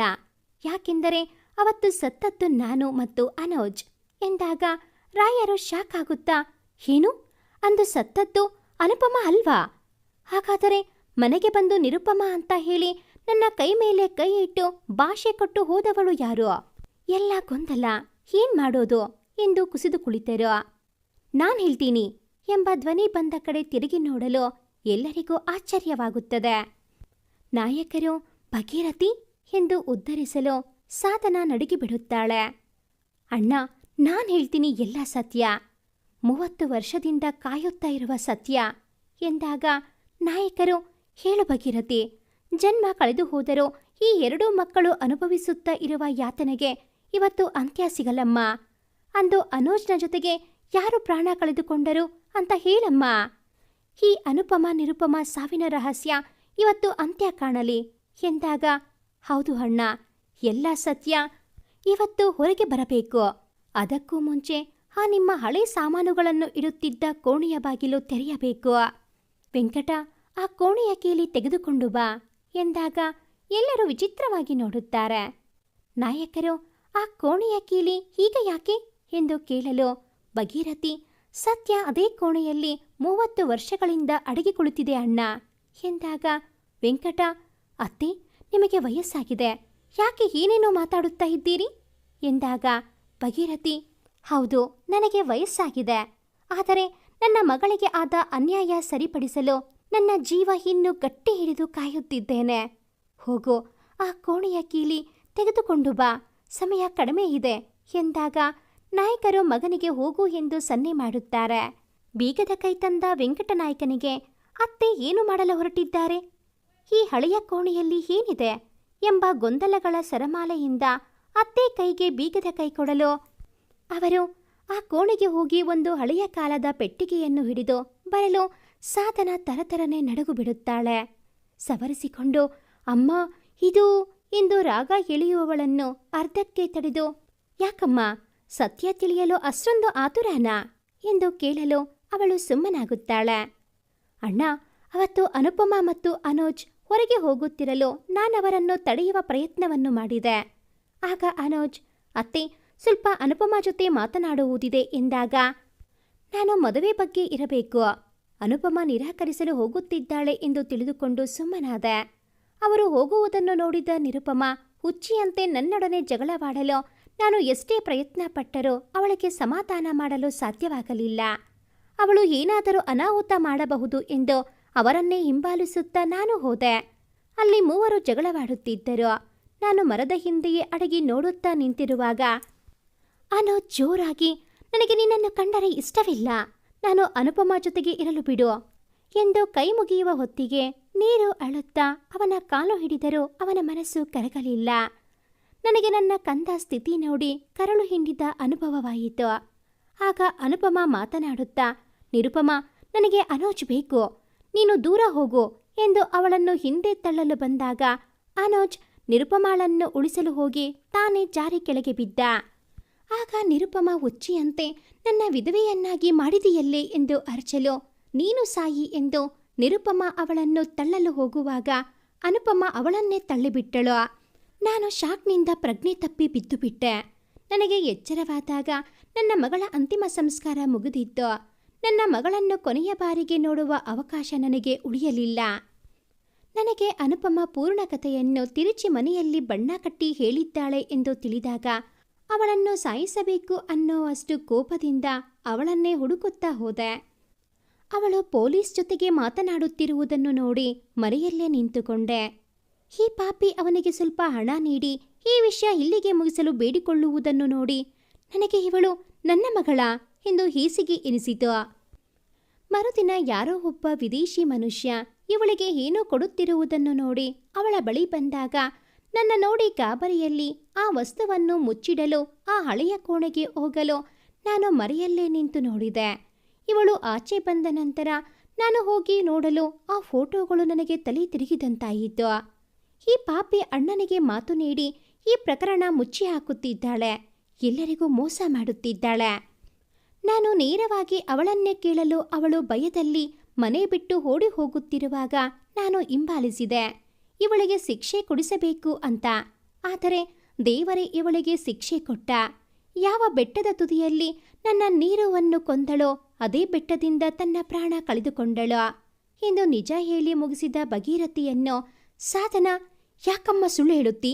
ಅವತ್ತು ಸತ್ತದ್ದು ನಾನು, ಅಂದರೆ ಅನುಪಮ ಎಂದಾಗ ಅವಳ ಕೆನ್ನೆಗೆ ಬಾರಿಸಿದ ಭಗೀರಥಿ, ಹೌದಾ, ಹಾಗಾದರೆ ಈ ಫೋಟೋದಲ್ಲಿ ನಿಂತಿರುವ ವ್ಯಕ್ತಿ ಯಾರೇ ಎಂದು ಕೇಳಲು ಸಾಧನ ನಡುಗುವ ಧ್ವನಿಯಲ್ಲಿ ಅದು ಎಂದು ರಾಗ ಎಳೆಯಲು ಕಾವ್ಯ ಫೋಟೋ ನೋಡೋಣ ಎಂದು ತೆಗೆದು ನೋಡಲು ಬೆಟ್ಟದಿಂದ ನಿರುಪಮಾಳನ್ನು ಅನುಪಮ ತಳ್ಳುತ್ತಿರುವುದನ್ನು ವಿದೇಶಿ ಪ್ರವಾಸಿಗ ತನ್ನ ಕೆಮರಾದಲ್ಲಿ ಸೆರೆ ಹಿಡಿದಿರುತ್ತಾನೆ. ಅದನ್ನು ಹೋಗಿ ಪೊಲೀಸರಿಗೆ ಕೊಟ್ಟಾಗ ಅವನು ನೇರವಾಗಿ ಮನೆಗೆ ಬಂದು ಕೇಳಲು ಅನುಪಮ ಅವನಿಗೆ ಹಣದ ಆಸೆ ತೋರಿ ಆ ಫೋಟೋವನ್ನು ಹಳೆ ಕೋಣೆಯಲ್ಲಿ ಇಡುತ್ತಾಳೆ. ಭಗೀರಥಿ ನೋಡಿ ಅವುಗಳನ್ನು ಅಲ್ಲೇ ಇಟ್ಟು ಇವಳಿಗೆ ಶಿಕ್ಷೆ ಕೊಡಲು ಹೋಗಿರುತ್ತಾರೆ. ಇತ್ತ ನಾಯಕರ ಮನೆಯವರಿಗೆ ಯಾವುದೇ ವಿಷಯ ತಿಳಿಯದ ಕಾರಣ ಇಷ್ಟು ವರ್ಷ ಆ ಕೋಣೆಯ ಬಗ್ಗೆ ತಲೆ ಕೆಡಿಸಿಕೊಂಡಿರುವುದಿಲ್ಲ. ಈಗ ಹೇಳೋ, ಯಾರು ಅಂದು ಸತ್ತದ್ದು ಎಂಬ ಮಾತಿಗೆ ಸಾಧನ, ಅದೇಗೆ ಹೇಳುತ್ತೀರಾ? ಅಂದು ಸತ್ತದ್ದು ನಿರುಪಮ, ನಾನಲ್ಲ ಅಂತ ಎಂದು ಪ್ರಶ್ನಿಸಲು ಭಗೀರಥಿ ಕೋಪದಲ್ಲಿ, ನಾನು ನಿಮ್ಮಿಬ್ಬರ ಹೆತ್ತ ತಾಯಿ ಕಣೆ. ನೀವಿಬ್ಬರು ನೋಡಲು ಒಂದೇ ಇದ್ದರೂ ದೇವರು ನಿಮ್ಮಿಬ್ಬರಲ್ಲಿ ಸೂಕ್ಷ್ಮವಾಗಿ ವ್ಯತ್ಯಾಸ ಇಟ್ಟಿದ್ದಾನೆ ಎಂದು ಅವಳ ಬಲಗೈಯನ್ನು ಎಳೆದು ತೋರಿಸಲು ಎಲ್ಲರೂ ಆಶ್ಚರ್ಯದಿಂದ ನೋಡುತ್ತಾರೆ. ಸಾಧನಾಳೆ ಅನುಪಮ ಎಂದು ಪ್ರೂವ್ ಆಗಲು ಕಡೆಯ ಸಾಕ್ಷಿ ಎಂಬಂತೆ ಅವಳ ಬಲಗೈ ಮೇಲೆ ಹುಟ್ಟುಮಚ್ಚೆ ಇರುತ್ತದೆ. ಫೋಟೋವನ್ನು ಸೂಕ್ಷ್ಮವಾಗಿ ನೋಡಿದಾಗ ಅವಳ ಮಚ್ಚೆ ಕಾಣಲು ಅಂದು ಸತ್ತದ್ದು ಅನುಪಮ ಅಲ್ಲ ನಿರುಪಮ ಎಂಬ ಸತ್ಯ ಸಾಬೀತಾಗುತ್ತದೆ. ಆಗ ನಿರುಪಮ ಶಾಕ್ನಿಂದ, ಹಾಗಾದರೆ ನನಗೆ ಬೀಳುತ್ತಿರುವ ಕನಸುಗಳಲ್ಲಿ ನಾನೇ ಕೊಲೆಗಾತಿ ಎಂಬಂತೆ ಇತ್ತಲ್ವಾ ಎಂದಾಗ ಭಗೀರಥಿ, ಅದಕ್ಕೂ ಕಾರಣ ಈ ಪಾಪಿನೇ. ನಿನಗೆ ಬೀಳುವ ಕನಸನ್ನು ಇವಳಿಗೆ ಹೇಳಿದ್ದು ಕೇಳಿ ಅವಳಿಗೆ ಮೊದಲೇ ನೆನಪಾಗಿದೆ. ಮರುಜನ್ಮದ ರಹಸ್ಯವನ್ನು ತಿರುಚಲು ತಾನು ನಿರುಪಮ ನೀನು ಅನುಪಮ ಎಂದು ನಿನ್ನ ತಲೆಗೆ ತುಂಬಿಸುತ್ತಾ ಬಂದಳು. ನಿನಗೆ ನೆನಪಾಗಲು ನೀನು ಈ ಊರಿಗೆ ಬರಬೇಕಾಯಿತು ಎಂದು ಮಾತು ಮುಗಿಸಿದ ಭಗೀರಥಿ ಕುಳಿತುಕೊಳ್ಳುತ್ತಾರೆ. ವಿಷಯ ತಿಳಿದ ಕಾವ್ಯ ಗಂಡ ಮತ್ತು ಮನೋಜ್ ಬರಲು ಪಾವನಿ ಅಳುತ್ತಾ ಅವನ ಬಳಿ ಹೋಗುತ್ತಾಳೆ. ಭಗೀರಥಿ ಮನೋಜ್ನನ್ನು ಅನೋಜ್ ಎಂದೇ ತಿಳಿದು ಅವನ ಕೈ ಹಿಡಿದು, ಈ ಜನ್ಮದಲ್ಲಾದರೂ ನನ್ನ ಕಂದನಿಗೆ ಪ್ರೀತಿ ಕೊಡಪ್ಪ ಎಂದು ಅವರಿಬ್ಬರ ಕೈ ಜೋಡಿಸಿ ಹಾಗೆ ಕುಸಿದು ಬೀಳಲು ಪಾವನಿ ಅಮ್ಮ ಎಂದು ಅಳುತ್ತಾ ಅವರನ್ನು ಹಿಡಿಯಲು ಅವರ ಪ್ರಾಣ ಪಕ್ಷಿ ಹಾರಿ ಹೋಗಿರುತ್ತದೆ. ಪಾವನಿ ಅಳುತ್ತಿರುವಾಗ ಮನು ಅವಳಿಗೆ ಸಮಾಧಾನ ಮಾಡಿ, ಪಾವನಿ, ಮರುಜನ್ಮ ಇದೆಲ್ಲ ನಿಜಾನಾ? ಈ ಪ್ರೀತಿಗೆ ಇಷ್ಟೊಂದು ಶಕ್ತಿ ಇದೆಯಾ? ನೀನು ಬಾರಿ ಬಾರಿ ಕೇಳುತ್ತಿದ್ದೆ ಪ್ರೀತಿ ನಿಜಾನಾ ಎಂದು.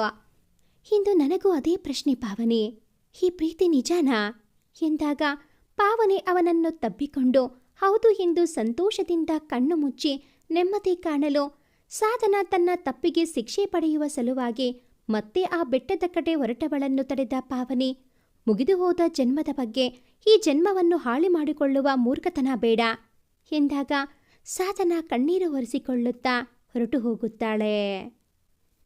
ಈ ಒಂದು ಕತೆ ನಿಮಗೆ ಇಷ್ಟ ಆಗಿದ್ದಲ್ಲಿ ಪ್ಲೀಸ್ ಲೈಕ್ ಮಾಡಿ, ಶೇರ್ ಮಾಡಿ, ಹಾಗೆಯೇ ಕಾಮೆಂಟ್ ಮಾಡೋದನ್ನು ಮರಿಬೇಡಿ. ಹಾಗೆಯೇ ಇನ್ನೂ ಯಾರೆಲ್ಲ ಈ ಚಾನಲ್ಗೆ ಸಬ್ಸ್ಕ್ರೈಬ್ ಆಗಿಲ್ಲ, ದಯವಿಟ್ಟು ಈ ಕೂಡಲೇ ಸಬ್ಸ್ಕ್ರೈಬ್ ಆಗಿ. Thanks for watching this video.